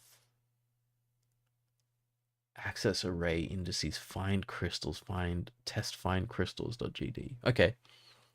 Find crystals, pick slice. Okay. So these are some scripts that you're using to test the code, I assume. The documentation resource is external resource 1. External resource. External resource. Sub-resource is an external resource. Is there external resource anywhere? External resource. ID 1. Course documentation. That does not look like a specific resource. But anyway, okay. We're learning about what's going on. Okay. So we know we're in the right lesson here. And we know that the code itself is just here. But I don't know. It's got to be these two, right?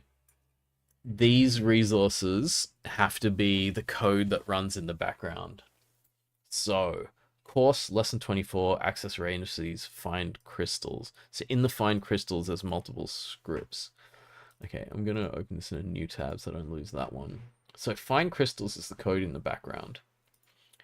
The test find crystals is one of them.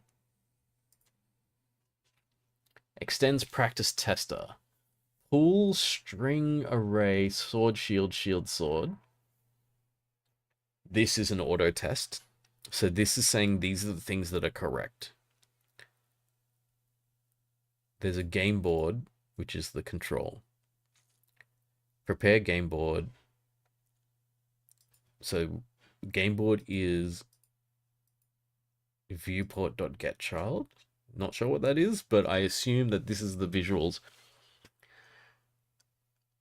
Test correct items have been picked. Received is game board used item names. So used item names is probably linked to the use item function. Oh, they're calling them functions, and in the documentation they're calling them methods. Let's go back and tell them to rename everything to either one or the other. Okay. Anyway. Hi, what is it? It's looking good. Well, I guess I'm getting to the point where I'm understanding what's going on here. Okay. For the expected... Oh no, this is just a local variable in permutations. So it goes through the permutations, and if the received matches it, then we exit. Otherwise, if we don't return there, then the picked items are wrong. We expected one of these permutations. Okay. So we know how they're testing. This is like an auto testing file. Now this is test picked correct item amount. And is this, that's not output, right? It works on a string. Oh, this is like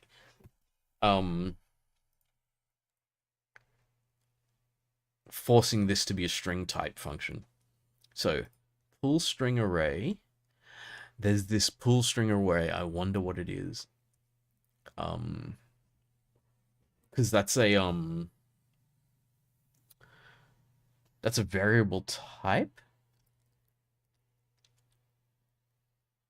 No, it's just a function that's making an array or something. Anyway, we'll see. Okay. Game board used item names. So that's the same thing. That's what the input creates. And then if the size is not 2, then they say it's incorrect. So if you picked, so this is like the error messages to the learner. I got the wrong 2 items, or I didn't get 2 items. And then these are the error messages we give back. Okay, so here's our testing. The next one is find crystals live editor slices. Find crystals pick slice.tres. Okay.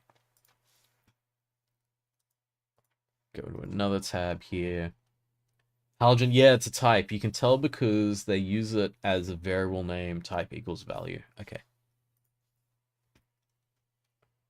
Yes, variable received this type equals. Yeah. So pull string array is something in either in Godot itself or in just this lesson. Okay, so what was the one I was looking for?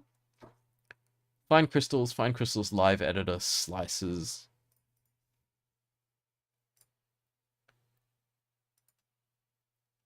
And this one.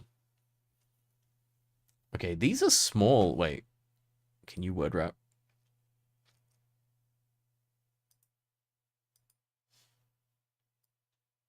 Oh, that's a long line. That's very long. That's a whole bit of code, possibly in a single string. Wow, it's still going. I'm not going to be able to read all this. I assume that that is just a copy paste of a code file. But I hope that I don't need to read that.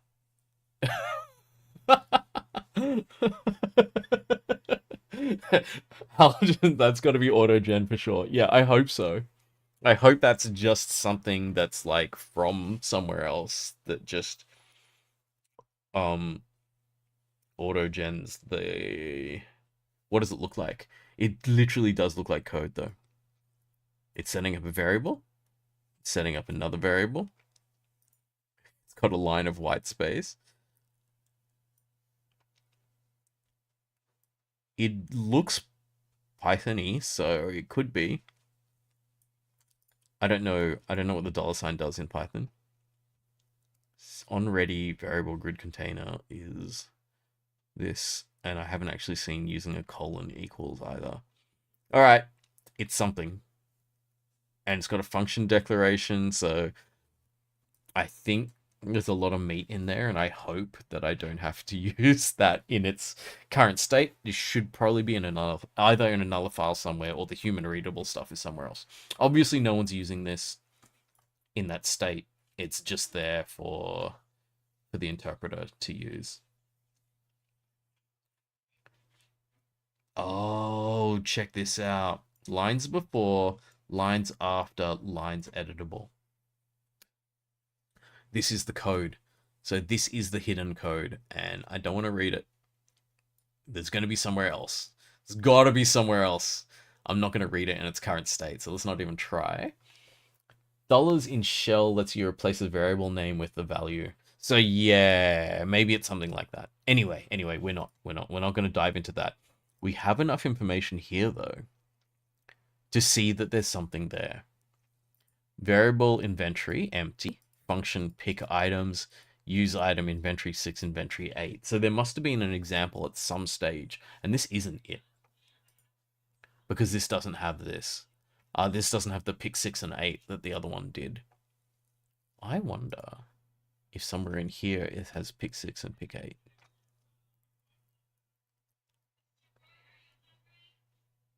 -2, 3, 0. Okay, it's not one of these examples. And it shouldn't be as well, because it was linked to from here. But it's funny that this looks like what is in the lesson, but it's not exactly, because there's the pick 6, use 6 and use 8 here. So there's something there. Maybe like an F string-esque. I'm not sure. I've forgotten what F string is. Anyway, okay, so let's see what other information we can get here, because we're using external resource 1. This is external resource ID 1. This is external resource ID 2 and ID 3. So the script is external resource 1. Scene properties and script properties are the other two. So GD add-ons, GD scripts, slice exporter. There's a lot to look at. Okay. GD script slice exporter. What was I looking at? Slice exporter collections, slice properties. This seems like defaults to me. Amount of tabs for slice annotation, annotation keyword. These look like a set of defaults. Yeah, because it's just export variables. So when you import this, you get all of this stuff, which is all the standard things. Indents every line by such and such. Oh, we're getting the pull string array somewhere in here. I don't know what's going on. I do not know. Offsets. This looks like just scene setup, I guess. Dictionary. There's a lot going on. Not Mark reading every chat message except the answer to this question. Wait, where was it? There was something that I needed. The dollar in shell lets you replace a variable name with a value. Was that the one that I wasn't reading? Anyway, I mean, we've got the dollar sign again, but I think this is a different thing here. Okay. So there's a lot of stuff in here which I think allows that text window to act like a code window, because it's got keywords that look like potentially code things. Oh, further up about the long line of code. Are you saying that it's got to be auto-genned? Is that the one that we were talking about?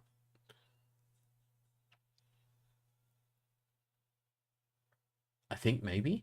Or am I not seeing all chat? I just switched from top chat to live chat. No. It's alright. We don't have any top chat. I think maybe it was the one that you were saying was auto-genned. I'm not sure. Okay, so I don't think we need that. These ones are more specific. Yeah, it could be the file extension. Yeah, whatever you typed, it thinks it's a URL, so it has squashed whatever you said. So maybe it let you see it, but it's not showing it to the rest of us. Okay. Access array indices, find crystals, live editor, scene.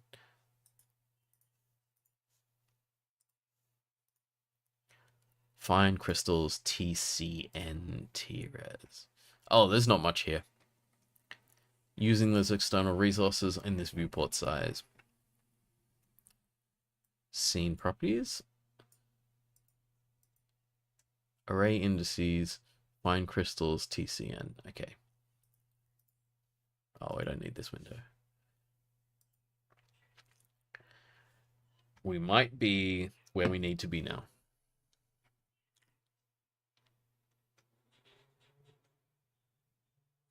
Oh no, this looks like window layouts. Yep. Well, that's everything, so we don't need to look at this. Find crystals.gd. Maybe that's... Have I already looked at that?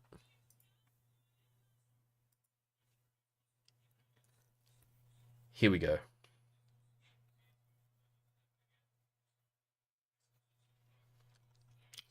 Right, this is the code behind. Yeah, Halogen, you may need to find another way to type in what you're trying to say. Yeah, because I think I'm scrolling up and I'm not seeing anything from that looks like something I need to know.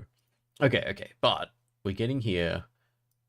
So to ready this, they make inventory the grid container dot get children.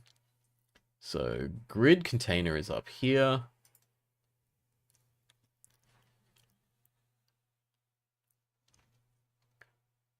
On ready, I assume this is when we start it. We create a variable called grid container. Ah, you've been trying to point out findcrystals.gd this whole time. Because you were looking through this as well, right? You've already seen this, and I've just been bouncing around all the different files. But I'm here now, so I'm now finally where we're supposed to be. This is weird. First item index, second item index. So this doesn't look like exactly the same thing. To do, allow generating a solution, variable first item index, random inventory dot size, second, because it's not even checking for these indexes. It's checking to see if it's correct or not. So for I in inventory dot size, so we're gonna loop through the inventory and we grab an item from the inventory, call it a child. If I is the first item indexed, then its texture becomes sword. So this thing is putting a sword at 6 and a shield at 8 as it goes through the inventory.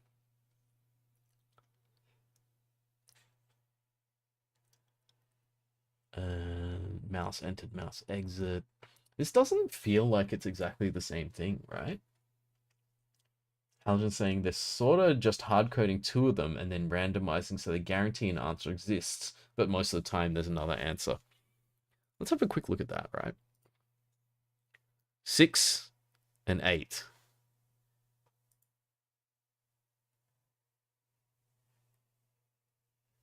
Six and 8.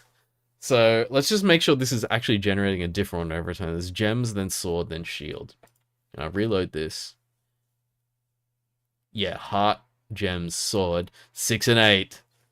We did not notice this, but yeah, there's always a sword at 6 and there's always a shield at 8, and that's their way of being able to randomly generate everything, but always guarantee that they exist. So if I randomly generate this thing again, I should get 6 and 8. Yeah. Okay. All right. I mean, yes, it's fine.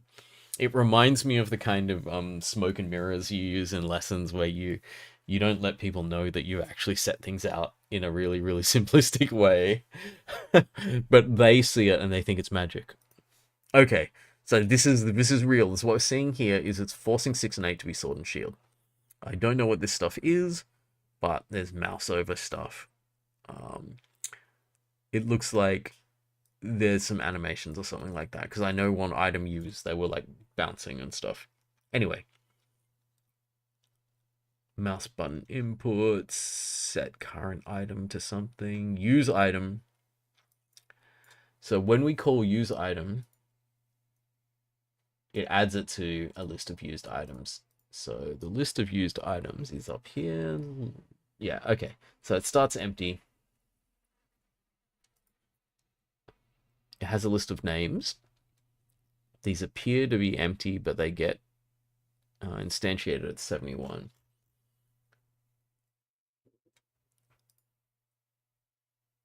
So there's an underscore use item.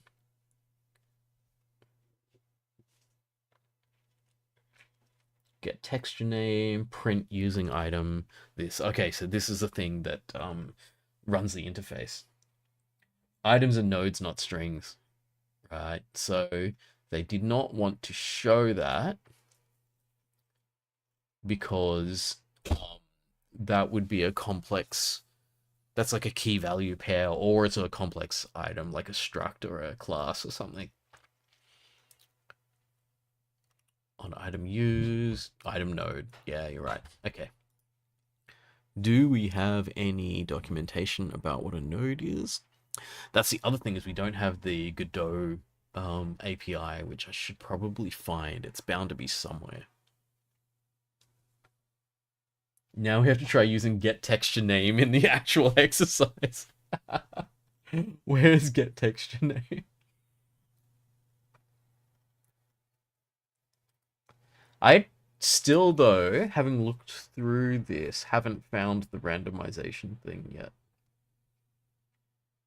Timer timeout? No, no.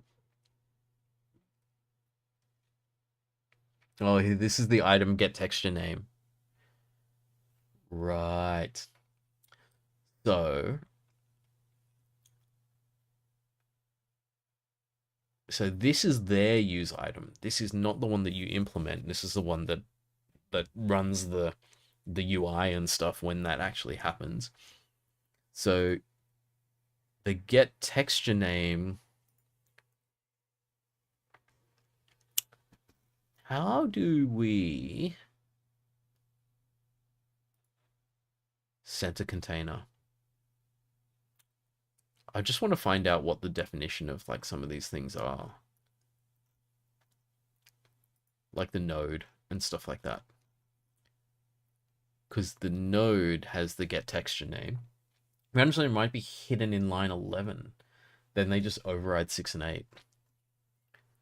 Yeah. Wait, get children?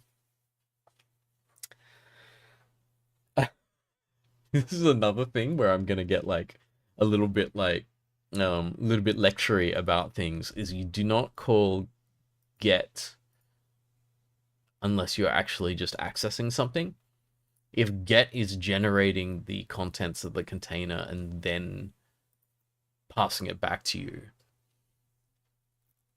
Because what is this? Grid container is a special type of grid container as grid container. Why are they separate? Why are they the same thing but different? So the name of the type, it's renaming the type to grid container, except it was grid container already. Who knows? But anyway, there's a type called grid container somewhere. Okay, center container. Let me just keep searching for stuff.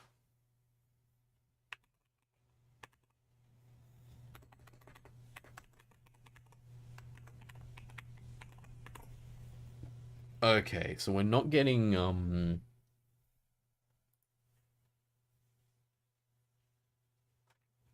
no, I didn't want to search for repositories. Sorry, I'm trying to search within go to file. Can I do a text search? I don't actually spend that much time in this GitHub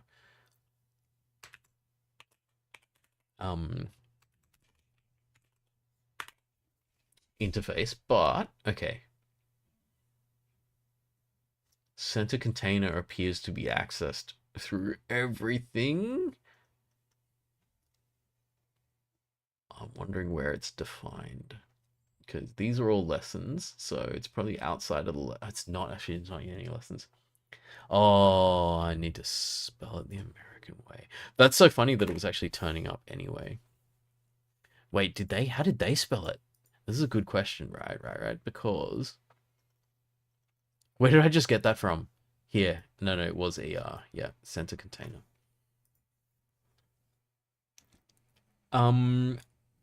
What if that's not defined here because it's part of Godot itself? Paths with character matches. Yeah, okay, so that doesn't do a text search within the files. Where in GitHub would that do that? Or am I gonna have to download the repo and then like find out? It is the top search bar.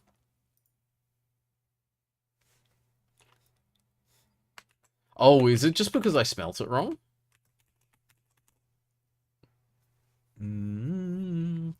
Search in this repo. There we go. That does it. So this is extending center container. This is type center container. VBox container, center container, grid container as grid container. Okay, so there's definitely use of it everywhere. Node path. Center container appears to be some really kind of standard thing.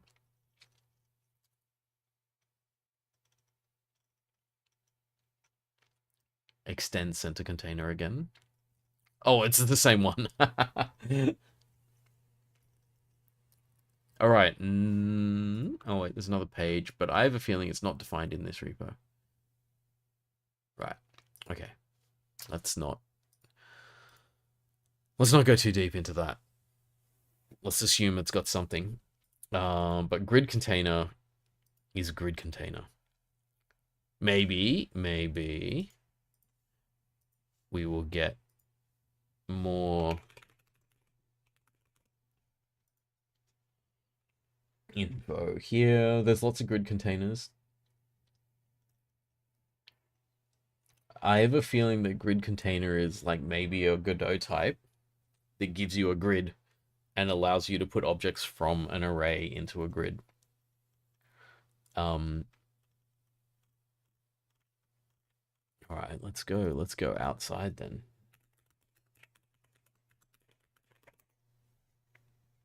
Yeah, okay, here we are. We're in the API docs now. Grid container inherits container control canvas item node object. Okay, so is a container arranges this child objects in a grid layout. Okay, that's what I thought it might. Specified by the columns property. Number of rows depends on how many are needed for the child controls. Number of rows and columns is preserved. Blah, blah, blah. Using containers. Number of columns. Separation of the nodes. These probably pixel counts. When adding items, it's common where you can capture the contents.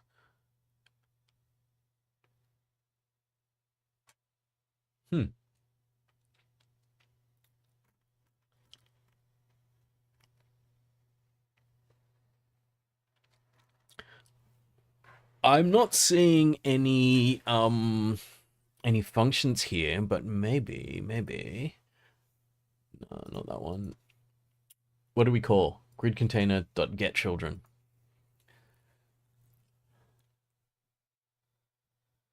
Properties? I reckon we need to go one level up. Methods. There's no get children here. Pre-sort children, sort children.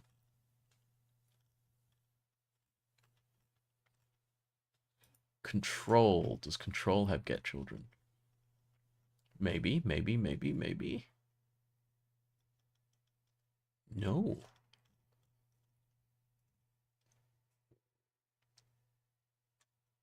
I mean, it'd be weird for the control to have children. I thought the container would.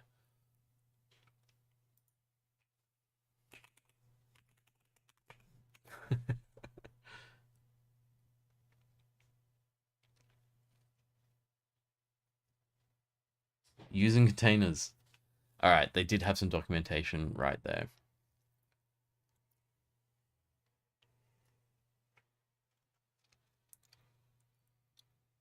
Container derived node is used. All children control nodes give up their own positioning ability. This is hierarchy of where things are on screen. Likewise, when a container is resized, all its children will be repositioned according to it. Right, so this is a container with 3 strings in it, and it gets repositioned. There's a lot of graphics stuff going on here. Grid container, grid layout. The children are the items. Okay, lots of different containers. Creating custom containers. That's foresee in get children. So get children is definitely a function of container. I'm assuming it just picks up the children. So I think you're right, Halogen. Is somewhere in here before the ready is called. Something is done to this grid container. And that's Quite possible, because we don't know what the order of these things are. Oh, wait, where's the run function? Run. Pick items.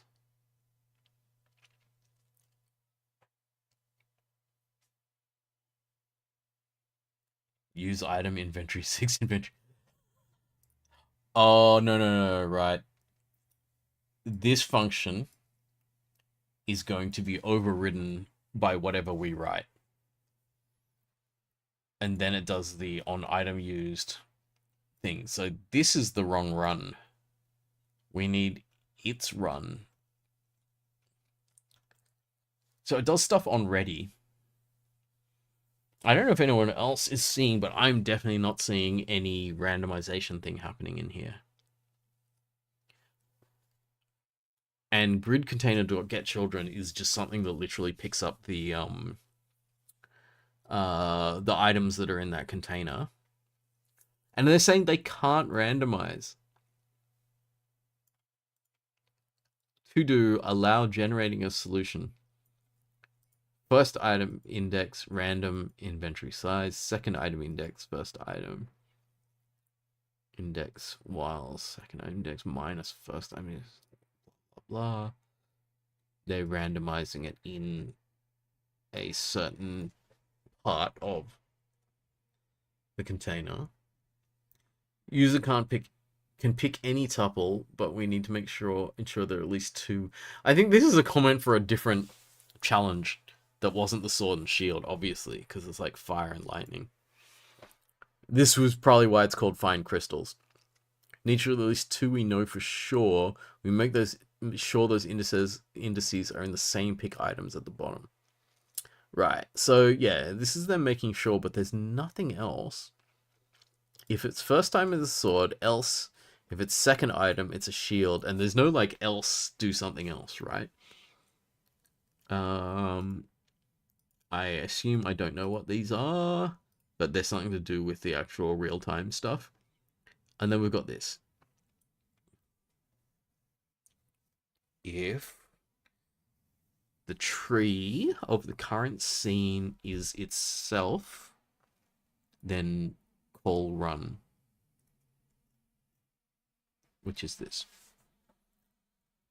Okay, I don't think this file is everything, because this is happening from the grid container.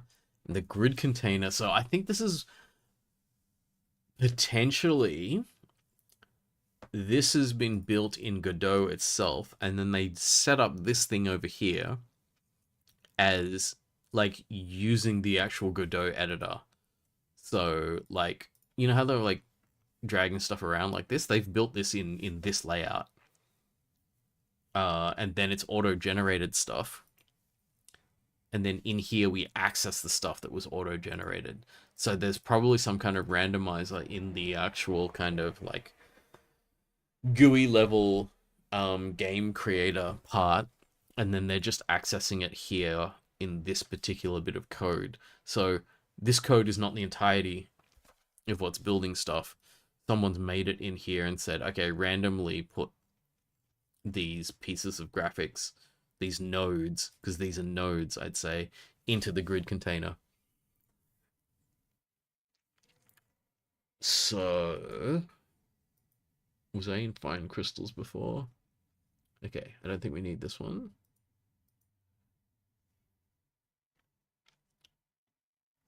This is the tester, don't need that one.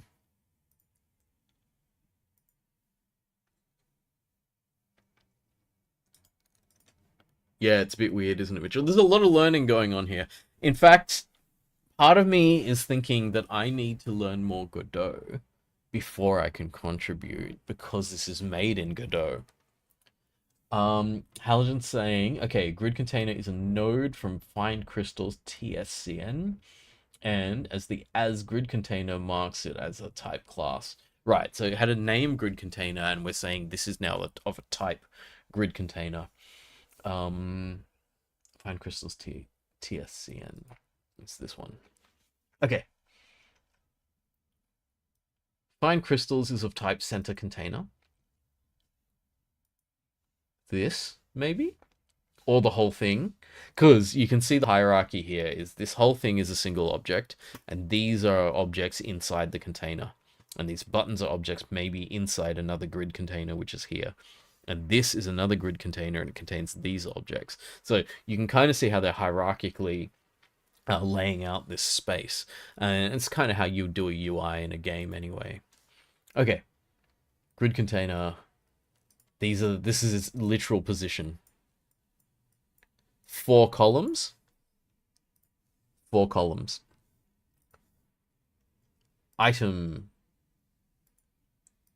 External resource 1. External resource 1. They've got margins. Oh, yeah, these external resources are probably these items, with the external resource being the text. Or item 2, 3, 4, 5, 6, 7, 8, 9, 10, 11, 12. Okay. Okay. Maybe these are these 12 items. So there's a container, has lots of items. There is a resource here, visuals. We may find the textures here.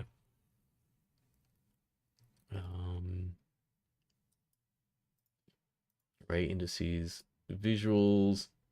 Was it inventory? Inventory item dot tscn style box flat animation texture rectangle rotation. It's interesting that we don't have any file names here, because a lot of the time when I'd be using sprites and stuff, I expect there to be file names, but maybe it's just an indirection to something else. This is hilarious. I was just gonna help out with some text changes and stuff, but look, we're learning a lot about how this works. I love how we are definitely not making any contributions today, but we're going to learn some stuff. So inventory Godot, let's see what this does. So this is a control. When you get children, no, when you ready it up, you set some stuff. I'm not sure. You're setting some reactions to triggers. I think mouse enter to mouse exit. When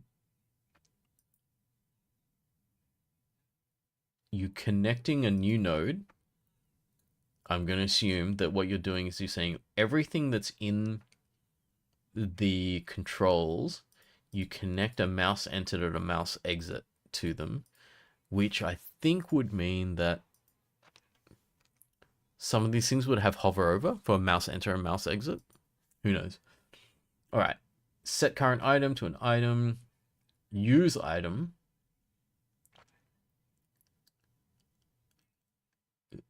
This is like the behind the scenes use item. Yeah, because this prints out using this item when it does it. Right, so this is how we use the inventory, but not necessarily how it's set up. What's it? TSCN is the kind of like meta information. Inventory is a grid container. External resource 6. These are all external resource 1. Okay. There's just so much more going on here that we can easily understand. So, I am unable to, at the moment, locate the code that randomizes the inventory. But I'm in visuals here, so maybe this is not the right place. Align tracks.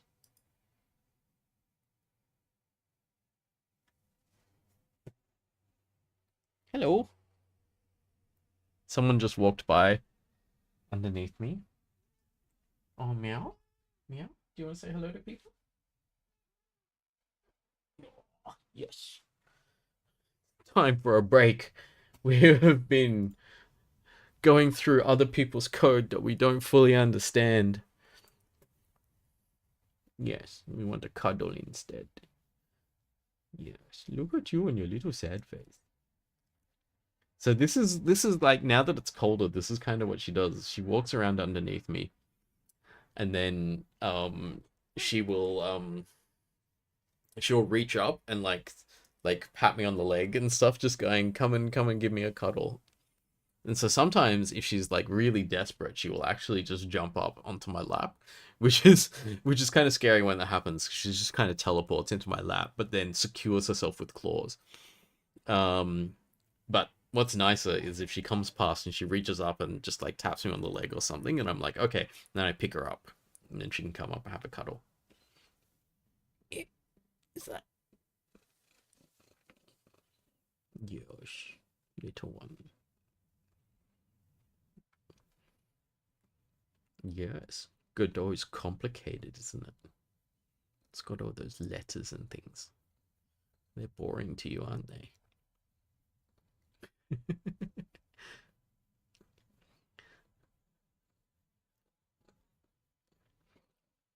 I have a feeling that there's something sort of fundamental to how Godot works that will be pretty easy to work out once we work it out.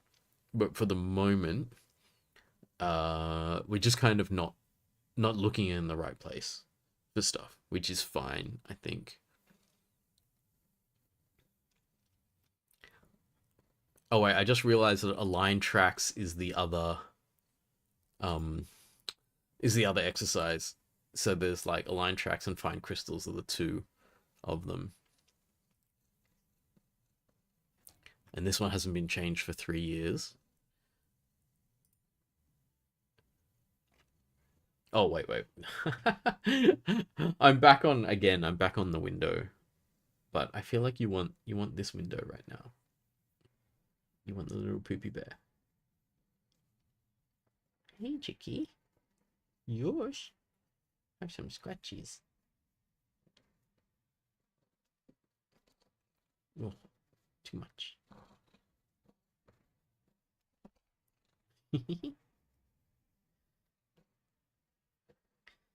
Okay. Because it's already 10:30. Let's look at wrapping this up with some notes. We couldn't find where the inventory is being randomized. However, I didn't do this, and I could have. Hang on. Let me go back so you can actually see the text that I'm writing in. So we couldn't find where the inventory is being randomized. We might be able to extract the contents of the inventory, but would it be possible to change the code to populate the inventory array with the generated items? That second one is a question. So if we can't change whether it's being randomized, because we don't even know where to find that, we might be able to at least populate it, which was one of the big questions that people had.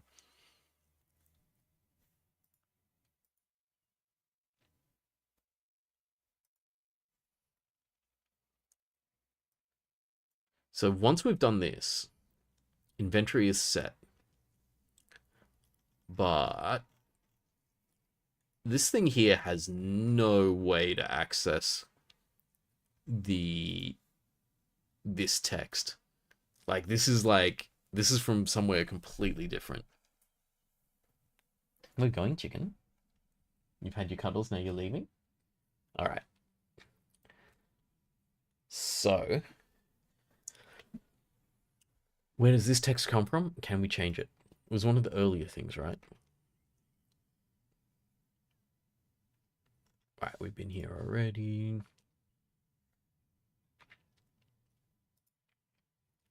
TSCN, was it in here? No, it's not in fine crystals. It's earlier than that. Actually, don't need that one anymore. It's in the lesson.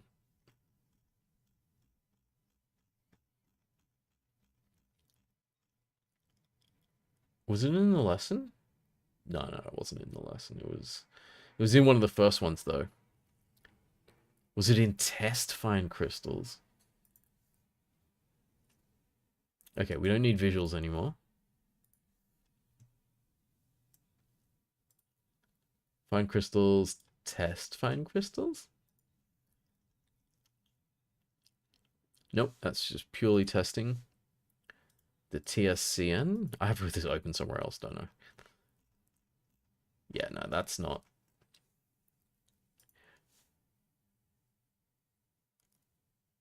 Was it in the live editor?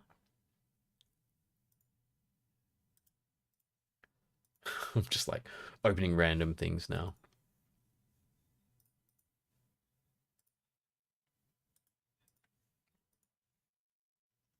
No, this looks like it. Nope. There is this. Less than Tires, right?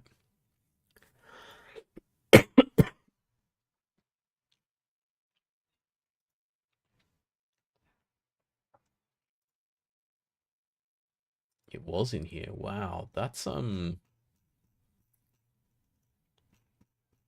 was it? Resource 20. So this is the text and then function picker. Oh, starting code.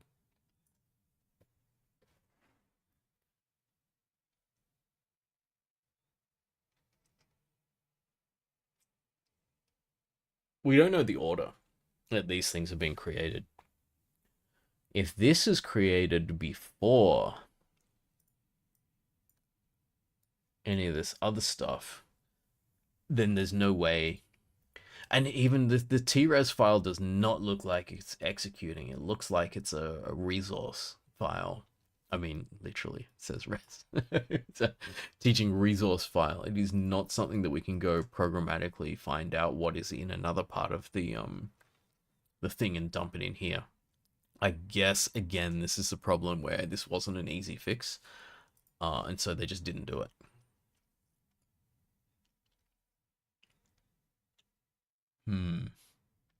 Okay.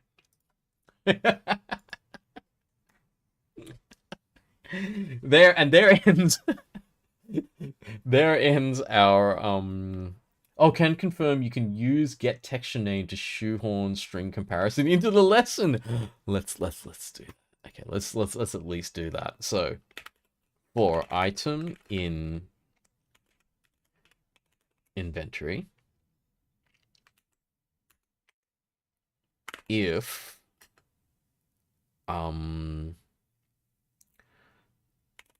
item dot get texture name. This feels like we're going in where we're not supposed to be. Oh, that's all right. I'll just try it like this. If item to get texture name equals sword. Oh wait, I need colon.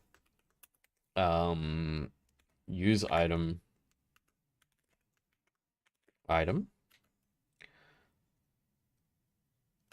Do we have break? Maybe. Because I just only want one sword.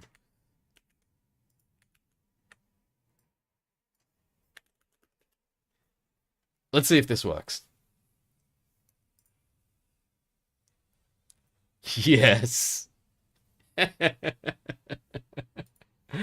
Okay, that's super dodgy.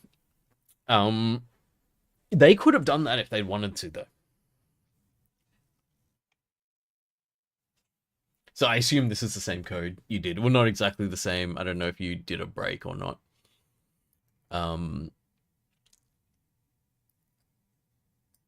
It's not super efficient. Could potentially do this in one loop, but we're not too worried about that at this stage. But at least this does find exactly one sword and one shield on the assumption that there are, because we know that the 6 and 8 are always a sword and shield, so we know that these aren't going to fail. They're always going to get one item of each. Use one loop and 2 booleans. Yeah. So similar kind of thing, right? Yours is probably more efficient because it's one pass. Yes. Okay. We know that we can do this. The downside is we don't know if when this window is instantiated, are these items in the inventory, in which case this could happen. But where are we? Yeah, this just doesn't feel like... This does not feel like you can do it dynamically. It does not feel like you could pull from the container at this stage. So, resource ID 20, content blocks, practices sub-resource 20. Somewhere in the code is the thing that instantiates the practice coding window using sub-resource 20. And then we're getting into like, yeah, it's getting beyond what we can easily just offer to help with, because we need to figure out how their entire kind of logistical, how do you click on the practices button and then instantiate a new window with like this in it. Halogen's been, yeah, you've been trying to Google how the items are instance and why it's randomized with no luck. Yeah, we don't seem to have any clues in here about that, which is really strange. Because I would have thought that even if this kind of thing has happened, where they've done it in the GUI and they've gone, all right, here's my container, it's a grid container, here are the nodes of the children of this container, which is the items that are contained, and the number of columns, so this is where they're going to be and stuff, that this would create code.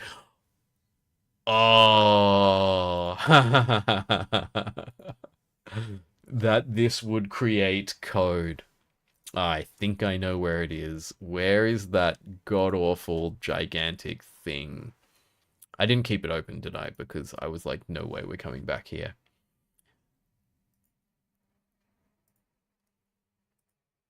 Live editor scene? Was it this one? No. Slices? Scripts. No, I was in scripts a second ago. Let's see what slices says. Yeah, it's here. This is it.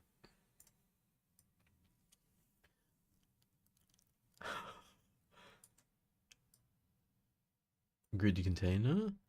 No, wait, no, this is the same code. Sadly, we can't randomize because we can't provide a dynamic solution. No, it's the same code. Unless there's more. I do not. I said I did not want to read this. That's what I think, is that maybe somewhere in here is instantiated, but this actually is not generated code. It's just literally a copy of this, because we can see the comments are exactly the same. Yeah, same code, right? So yeah, and all this stuff about randomizing it's not done. So it didn't get randomized here. And the idea that it might be this is unlikely to be true, because that all looks like the same code. Anyway, I think we're done for the evening. I think we've learned a lot, but we've also potentially learned the reason why this change wasn't done, and why... Did we still have... No, I closed the issue, didn't I?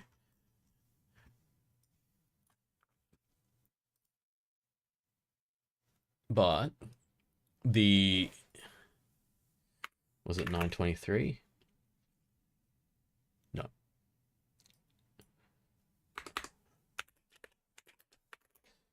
Less than 23. It was 982. This one.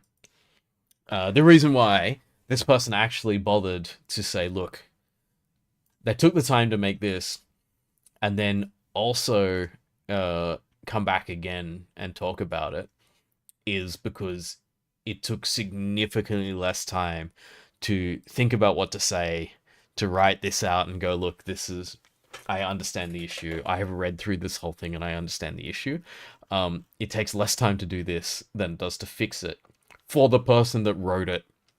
Well, I assume it's the person that wrote it because their face is on here, founder and teacher. So they know this thing inside out, and they took the time to say, I understand what you're saying, but I can't change it. And I think we found the same thing, that we can't figure out how to change it either, which means they knew already that they couldn't change it, and they're like, yeah, okay. Yeah. So that's why this is kind of sat on my plate's full, I can't do it. Because it's not easy. Anyway, we looked and we tried. Okay, so we couldn't find where the inventory is being randomized. We might be able to extract the contents inventory. We can extract contents inventory. But we're not sure if we can do this early enough to change the code text. I have a solution. Again, this is my hacky smoke and mirrors solution. So, potential solution.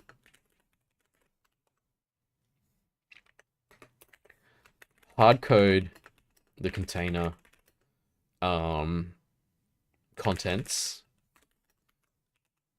at the same point that 6 and 8 are made into sword and shield.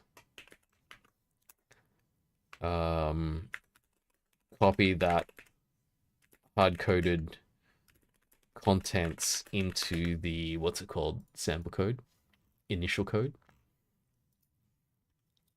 starting code. Done. Whatever the randomization thing is, we reject it and we write over it entirely. We're hard-coding the contained contents in not lesson. Oh, I've got the same window open twice because I've been moving around. Not that. Finecrystals.gd. This one. Here, where we're like 6 and 8 become sword and shield, screw it, all 12. In fact, we don't loop through the inventory. We just literally, like here, we don't even get the children. We just instantiate the nodes directly into there, which is set the texture, set these things on each of the children. And so what we do is we loop.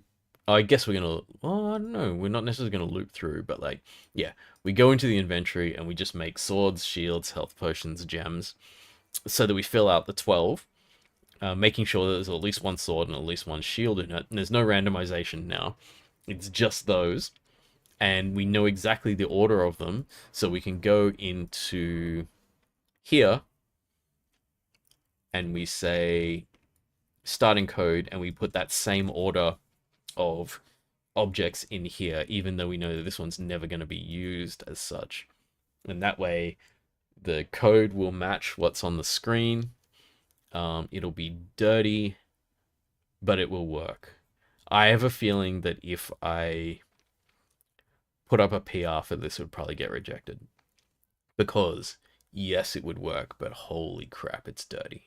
And it shouldn't exist. So if I went in here and went, hey, what if we don't do this, and we do 1, 2, 3, 4, 5, 6. Sorry, 0, 1, 2, 3, 4, 5, 6, all the way through to 11, and we do the same thing for each of them. Then and then have the same thing matched on the other side, with this really kind of annoying thing of saying, like, if you change anything in the other side or this side, the whole thing is going to look really bad because they'll be mismatched. So, yeah, that's my solution. It's a bad solution, and I feel like if someone offered that into a code base that I was managing, I'd probably reject it and say, I get what you're trying to do, but this level of hack is something that's just going to bite us in the ass later on. So, yes, there we go.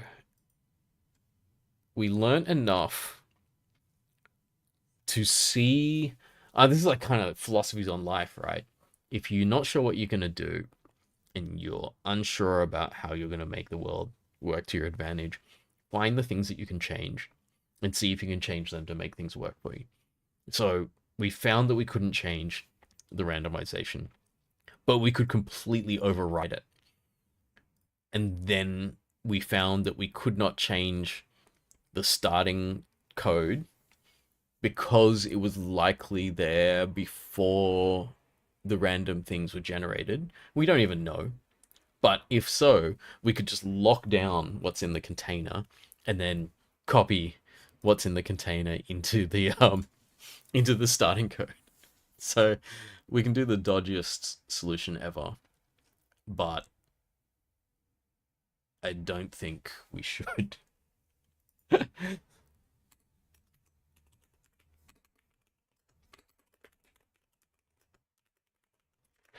What am I going to say about this? It feels like a sledgehammer, right? You know, sometimes when it's just like, it doesn't feel like good code. It feels like you're just smashing code rather than like doing the right thing. So this would do the job.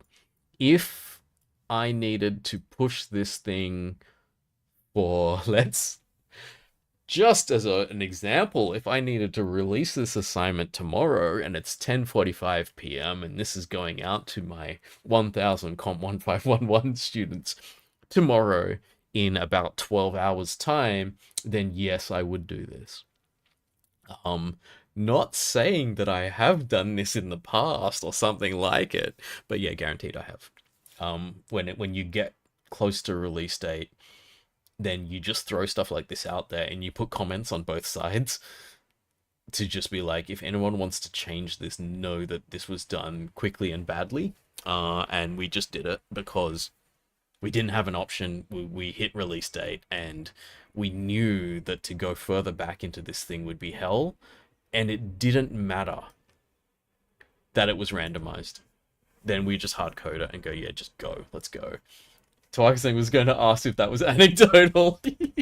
Hi, Tawak, how's it going? Yeah, I mean, like, it's so anecdotal that I can't remember the specific time, so it must have happened more than once. So, yes, we know a solution, but I don't think we should push it.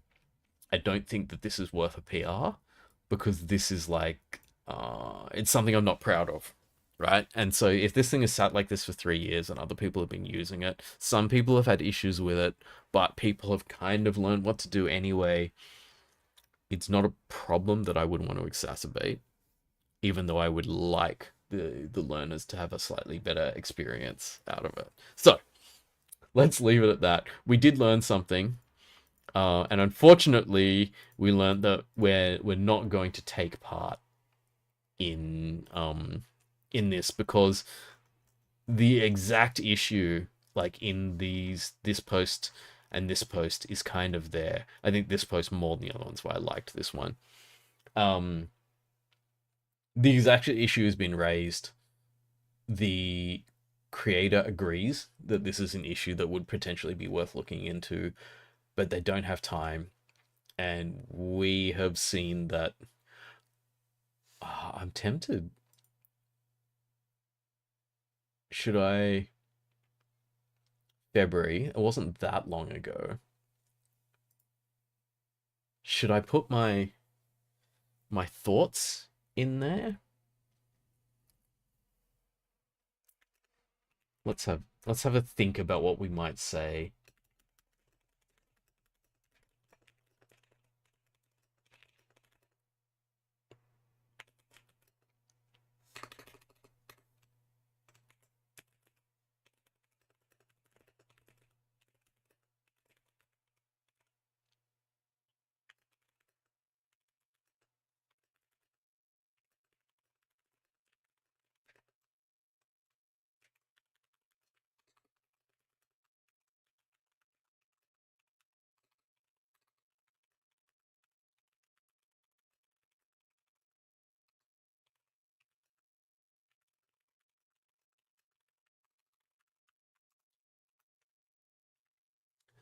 All right, so this is what we understand of the code. The sample, what was it called? What was it called? They had a specific name for it. Starting code.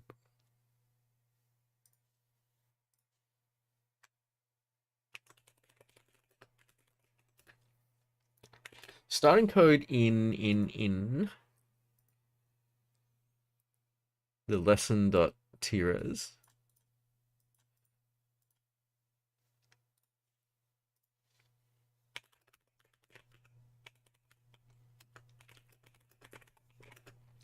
has the empty inventory array,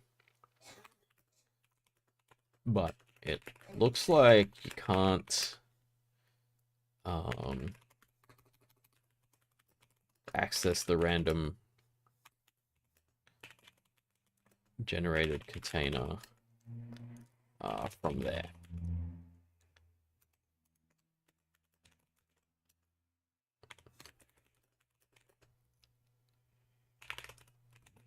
Hardcode the contents of the container, because it doesn't really need to be randomized.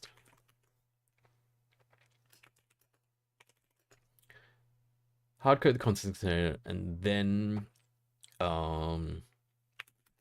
also hardcode the contents in the starting code.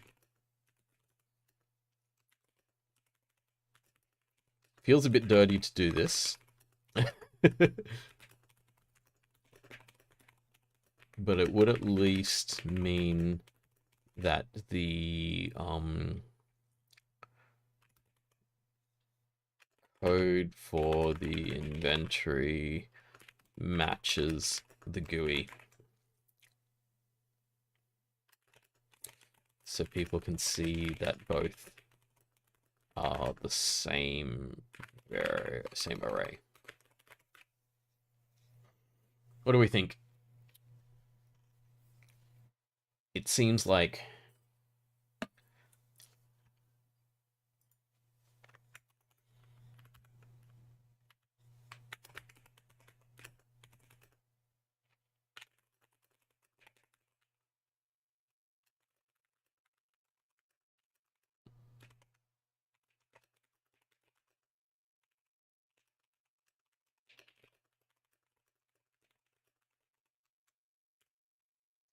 actually, I wonder how the other lessons where the code and visuals match populate their grid. Oh, that's okay.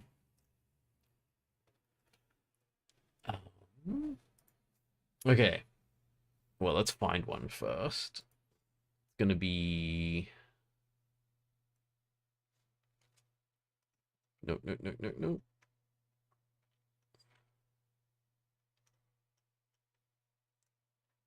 Looping over arrays sounds good.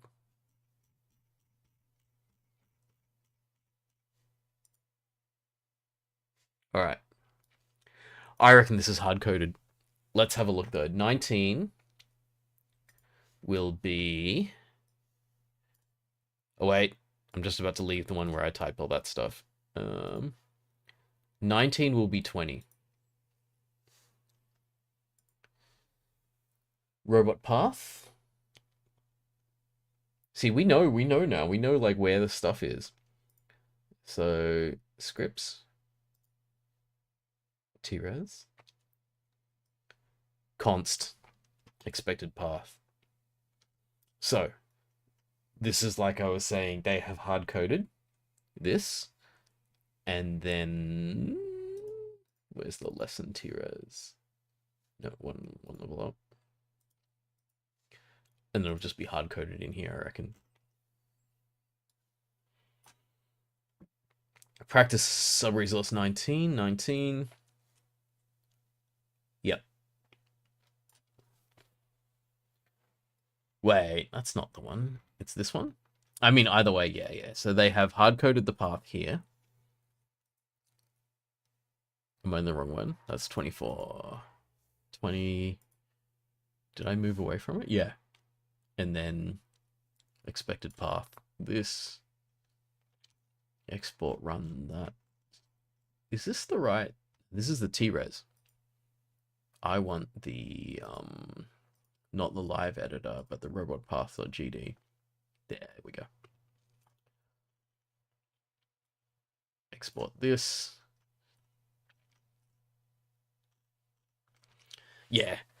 So they are. So this isn't a grid container, is it? They've got a path. They've got a board.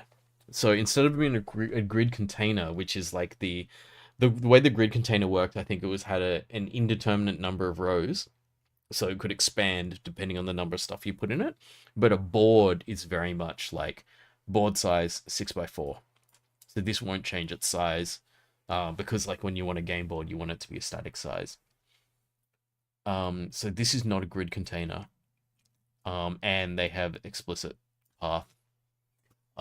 Let's see what other ones there are. Oh no, this doesn't even have a board. I'm not sure if there's containers anywhere else. Dictionaries? The dictionaries thing might not even have any. Yeah, that's just an open thingy. Yeah, more boards. Yeah.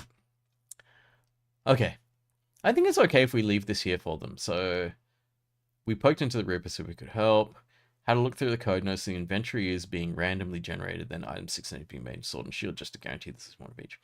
Starting code has the empty inventory array, but it looks like you can't access a randomly generated container from there. That I'm not sure of, but you know.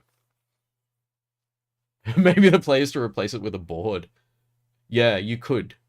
But I understand why they called it a container, because in the back end, when you're thinking of an inventory, you would have used a container. Not that any of the students looking at this would actually look at the back end or not.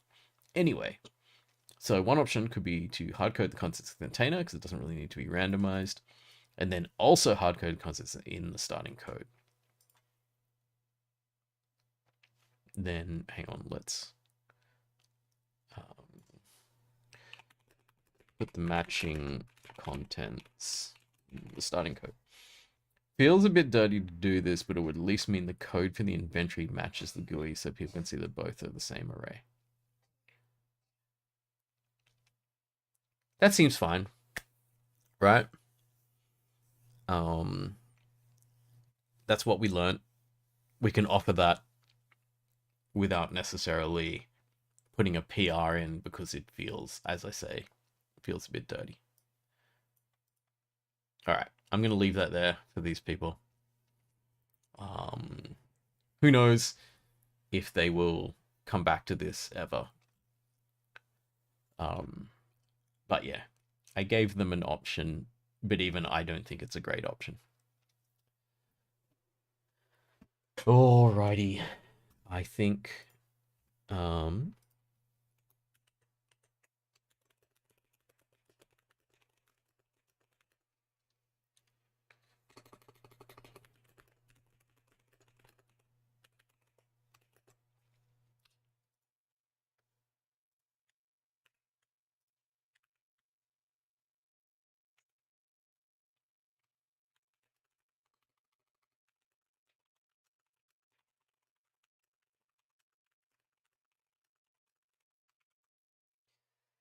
and we leave it there.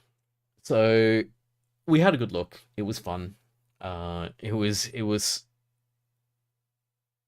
partially illuminating and partially a little frustrating to see that we couldn't fully get into everything. But you know, I fully understand that everything like this has its own structure, and it's not something that's really obvious to be able to pick it apart and go, this is exactly how we would want to change things.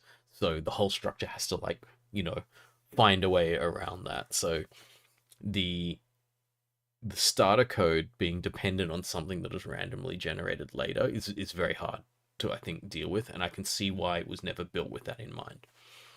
So we leave them with that suggestion, which might work, but also not something that I think, like, we could have coded that.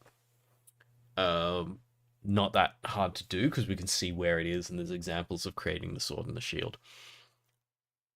I just don't think it's necessarily a nice way to solve it because there's things in there that we're assuming that we don't even know. Halogen saying it's not the least difficult to cold navigate open source repo that you've ever had to dig through. Yeah, that was like, because like literally, what did we spend like 2.5 hours in there? And I would have a reasonable amount of confidence creating lessons in that now. Oh, you know what we could have done, which I forgot to do, is just the use item API documentation. We could have just thrown that in for them, but maybe next time. I think we're done with this stream. It's like 3 hours. For my standard 2 hour stream, going for 3 hours is actually like I do that once I get hooked into things, right? Okay, so we'll leave it there. Thank you everyone for coming along. It has been a lot of fun. So next time I'll either go into this, or I may just end up doing this on my own time, and we'll go back to learning more about Godot. Because I think that this sidetrack is really, really far sidetrack.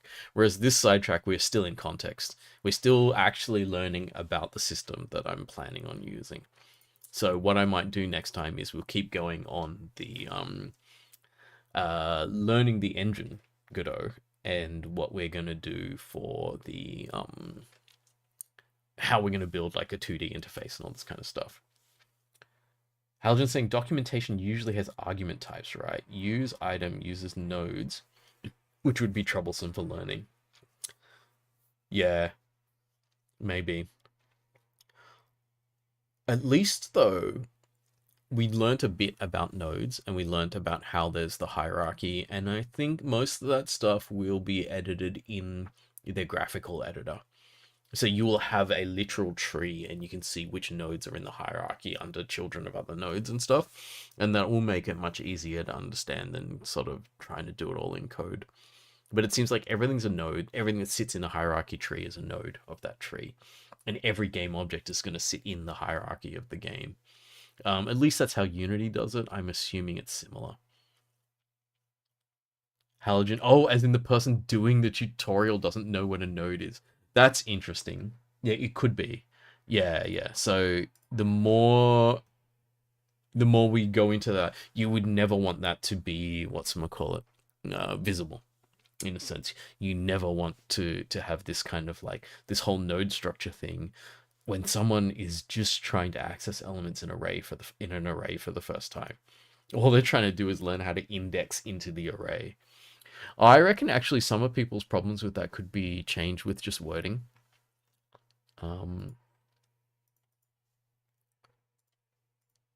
So this thing says, equip a sword and a shield, need to access elements in the inventory array by index to do so. We could do something here, which is slightly different, where we could say, oh, maybe they're trying to get people to do in this particular thing. Inventory, square brackets, number. That's the thing they're trying to teach here. So it could be something where it's like, find the numbers, find one number that matches a sword, find one number that matches a shield, and then call use item on those numbers. Like if they were more explicit with that, then you wouldn't get that confusion that you get with people trying to loop through and do an if equals kind of thing. So this actually could just be simply a matter of this text is throwing people off. So it's like we could say here instead, in our game, the player has an inventory that works as an array under the hood. They know that they have a sword and a shield somewhere in their inventory, but they can't remember exactly where. You can see over here the indexes into the array of all of these items in their inventory.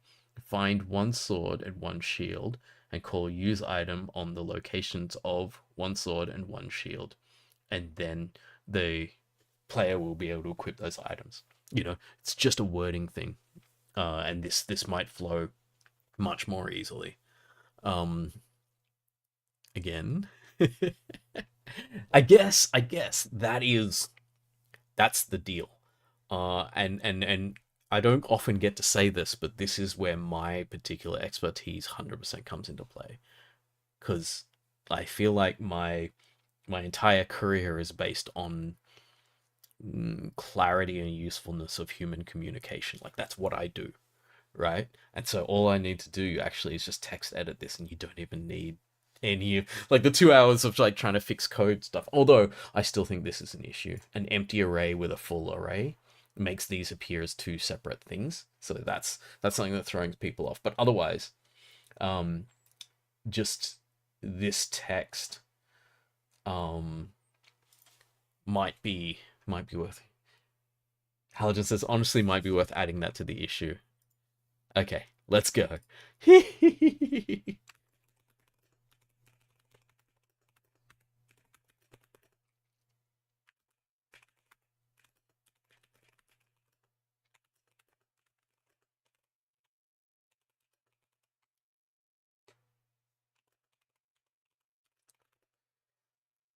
Reword? Rewrite.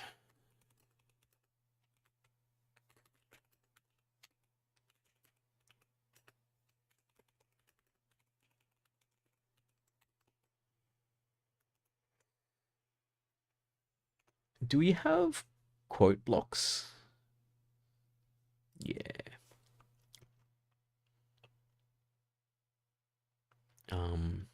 Okay. Uh, no, here. Go that side then. Oh, it's not even going. All right. Where is my... Here, this one. This one. Oh, I can't copy paste that. Wait, where is it? Where is it? Where is it? Yes, can copy paste from here.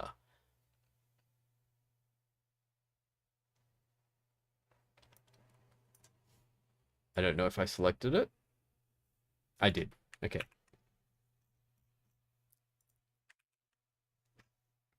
GitHub has a markdown. Ah, nice. Do I need this in front of every... I will, right? Yep. In front of every line.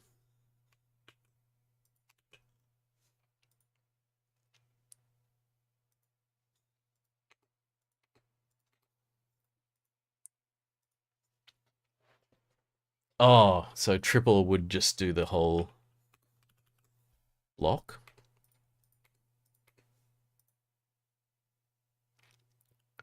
It did, but then it did it as a triple. Hang on. Maybe... Ah, that's fine. Okay, one works as long as I didn't have white space in between them. Okay.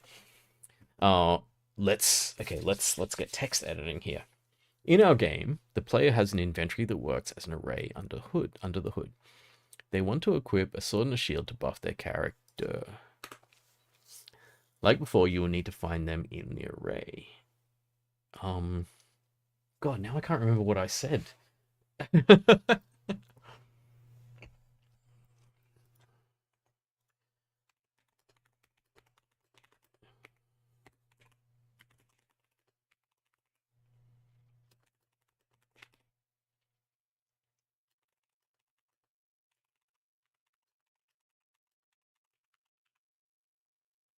Quick, open the stream and play it back. I was good, right? I was good when I was just reeling it off. Now that I'm typing it, I've lost it. Okay.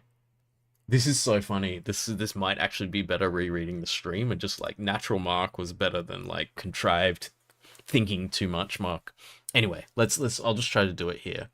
In a game, hey plays an adventure works and everything. You want to equip, someone should buff their character.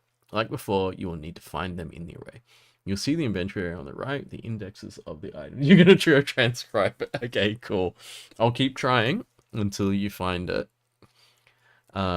Indexes of the items. You'll need to find the indices of one sword and one shield.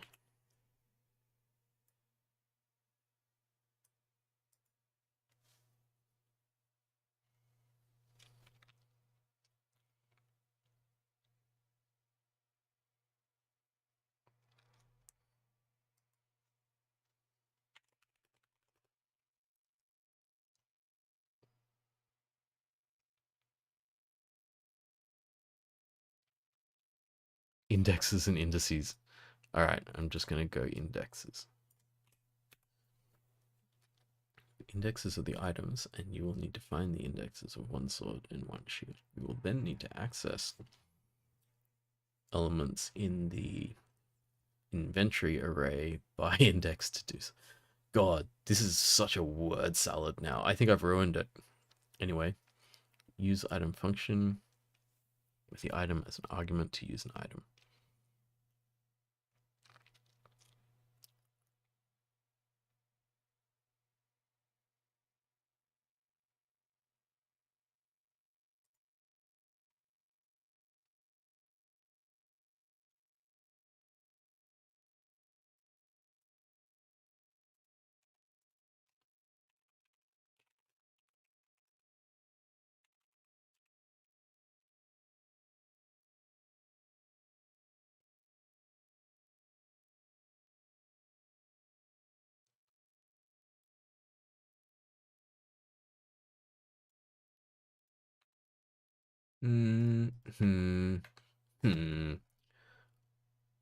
Once for each item, with the item as an argument to use an item.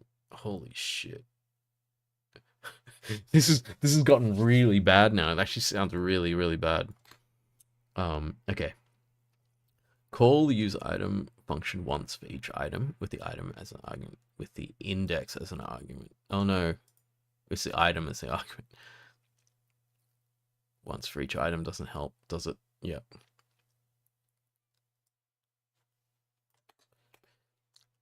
Call the function for each item with the item.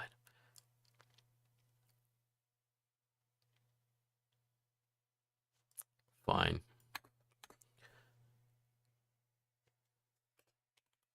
I'm going to say twice. There you go. No, that doesn't help either. With the item as an argument, for example. Did I just like change it, and then go back to the way it was before? For example, you can use the first item by calling this. Yep.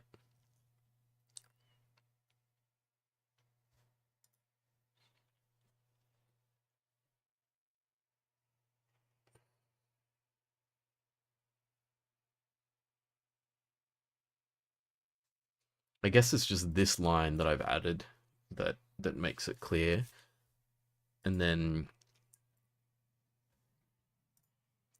it might be better if what I do is I just delete everything that they have and then try to describe the situation from scratch myself. That's probably what I did when I was looking at it a second ago.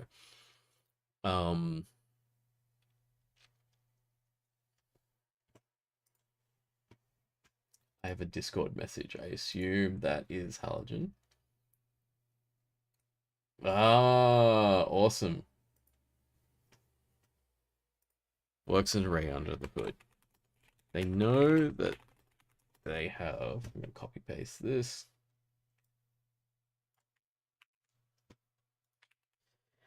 They know that they have a sword and a shield somewhere in the inventory, but don't remember exactly where. You can see the indexes into the array of all the items. Okay, so I need to fix that sentence.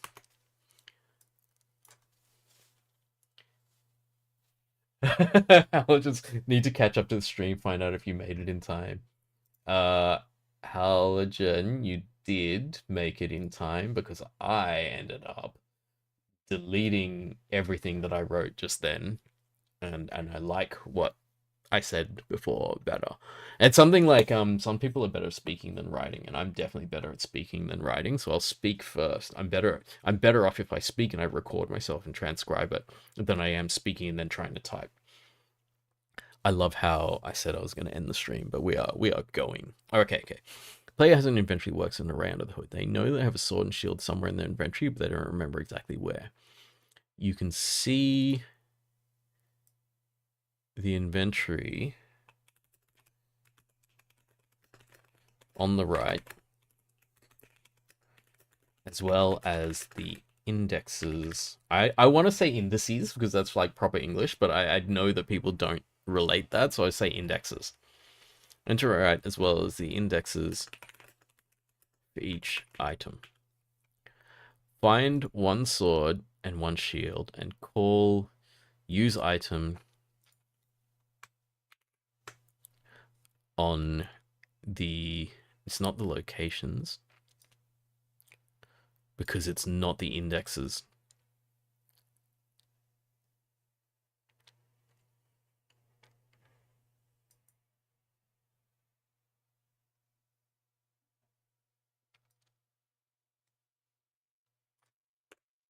Find one sword and one shield and call use item on them. Then the player will be able to equip those items. Okay, so I just need detail on calling use item, which I can copy from what they did. Call the use item function with the item as an argument to use an item, they say. I'm saying find one sword and shield and call use item on them. Then the player will be able to equip those items. For example, yeah, so they have it here. I'm gonna copy paste this. For example, you can use the first item by calling this... Ooh, starting code. I don't need that. Okay, I don't need the code blocks there.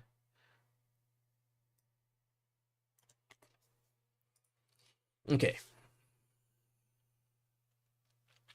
In our game, the player has an inventory that works as an array under the hood. They know that they have a sword and a shield somewhere in their inventory, but they don't remember exactly where. You can see the inventory on the right, as well as the indexes for each item. Indexes into the array? Maybe just indexes is fine. I want to keep this short.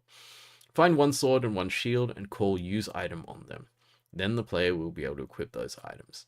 For example, you can use the first item by calling use item inventory 0.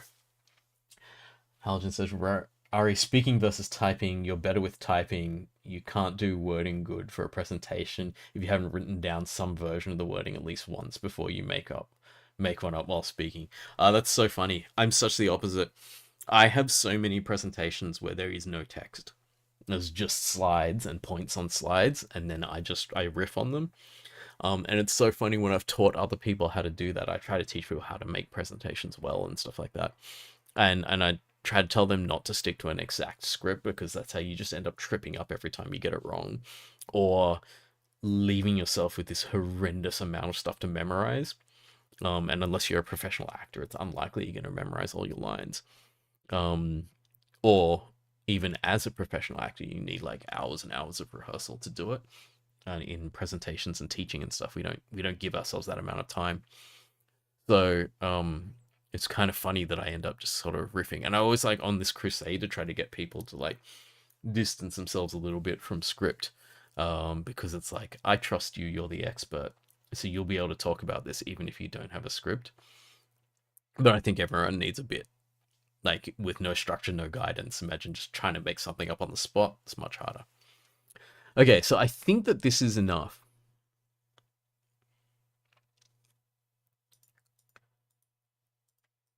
Wait, I'm in preview. Rewrite the task itself to imply selection of individual items rather than searching through the array. Yeah.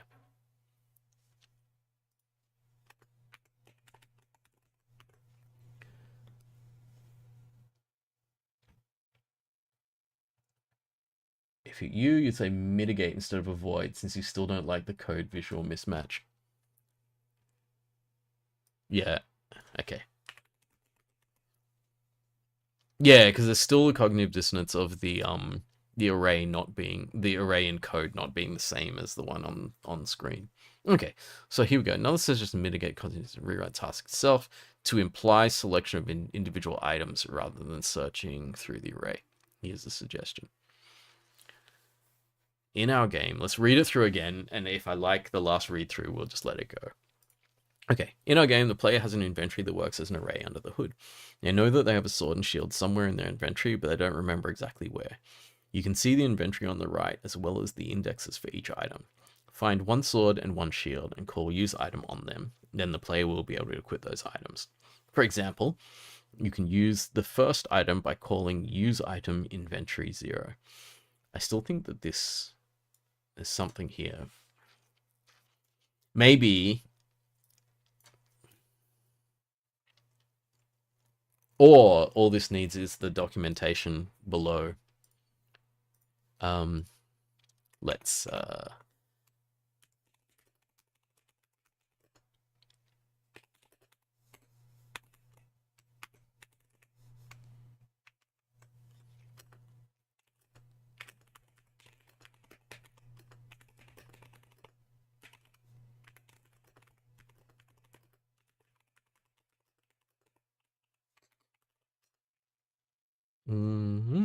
for other lessons. Oh, screw it. We're here now. Let's find another one that has that and copy their layout.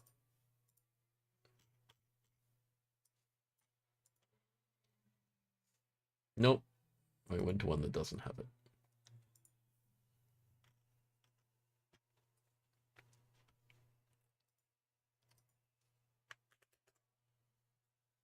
Well, there's a dot point, isn't it?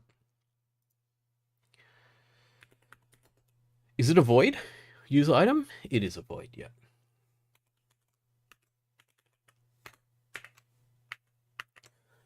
What is the type? Oh,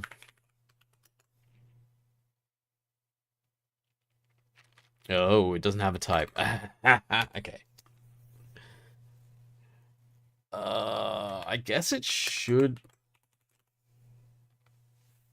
Is it use item string? Who knows?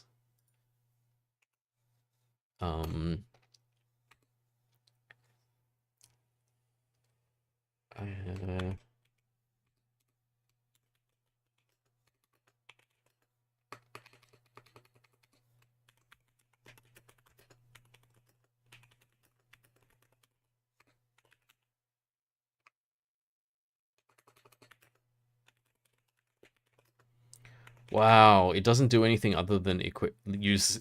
Like, I'm just like.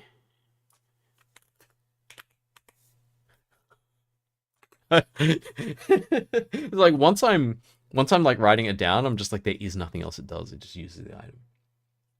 The real type is item node, but we can't really tell the user that. Oh yeah. So it could be a string instead, except that's not going to work if they type in the string. I understand why they didn't do it. I love it. I love it. The deeper we go, we understand why things aren't there.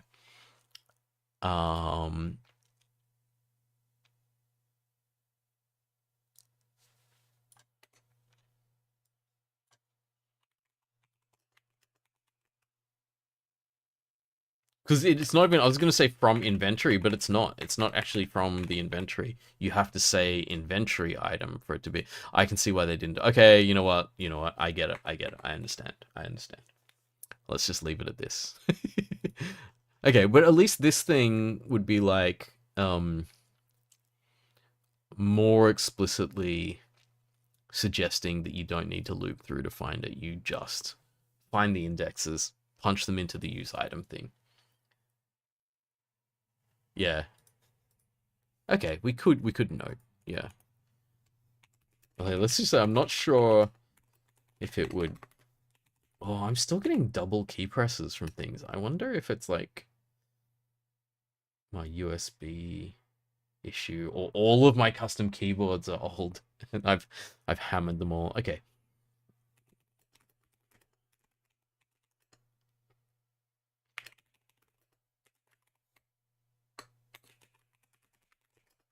Documentation section for use item. So what I do is I suggest it without without actually giving the solution. This is kind of like what you don't do. Most of the time when you're going to offer a suggestion to something, you offer a viable solution, but here I'm not. I apologize. I apologize because I couldn't figure it out, but it could help. All right, I'm gonna give them this. There you go.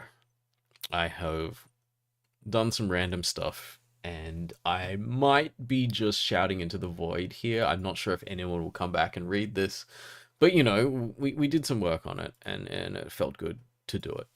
So, regardless of what else happened, we learned something good today.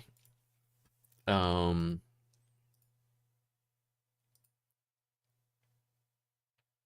mm,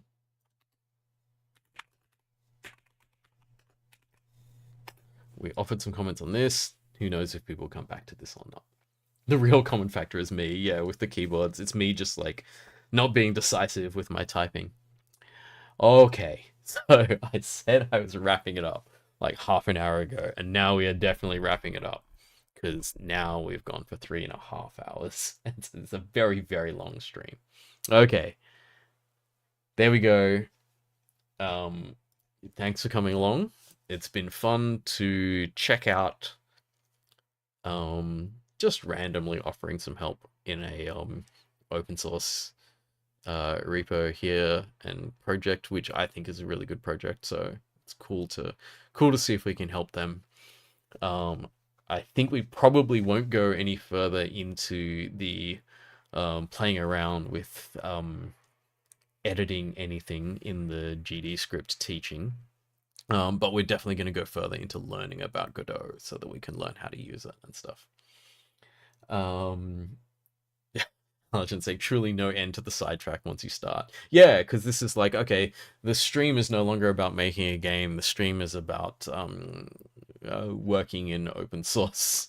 Like, imagine if I did this every week. I just went into the learn how to Godot stuff and like helped them do it. Eventually, they'd be like, you're doing as much work as like other people who are actually paid to do this and stuff. So I think we won't. I think we'll leave it there, and we'll go back to learning about the engine and how to use it.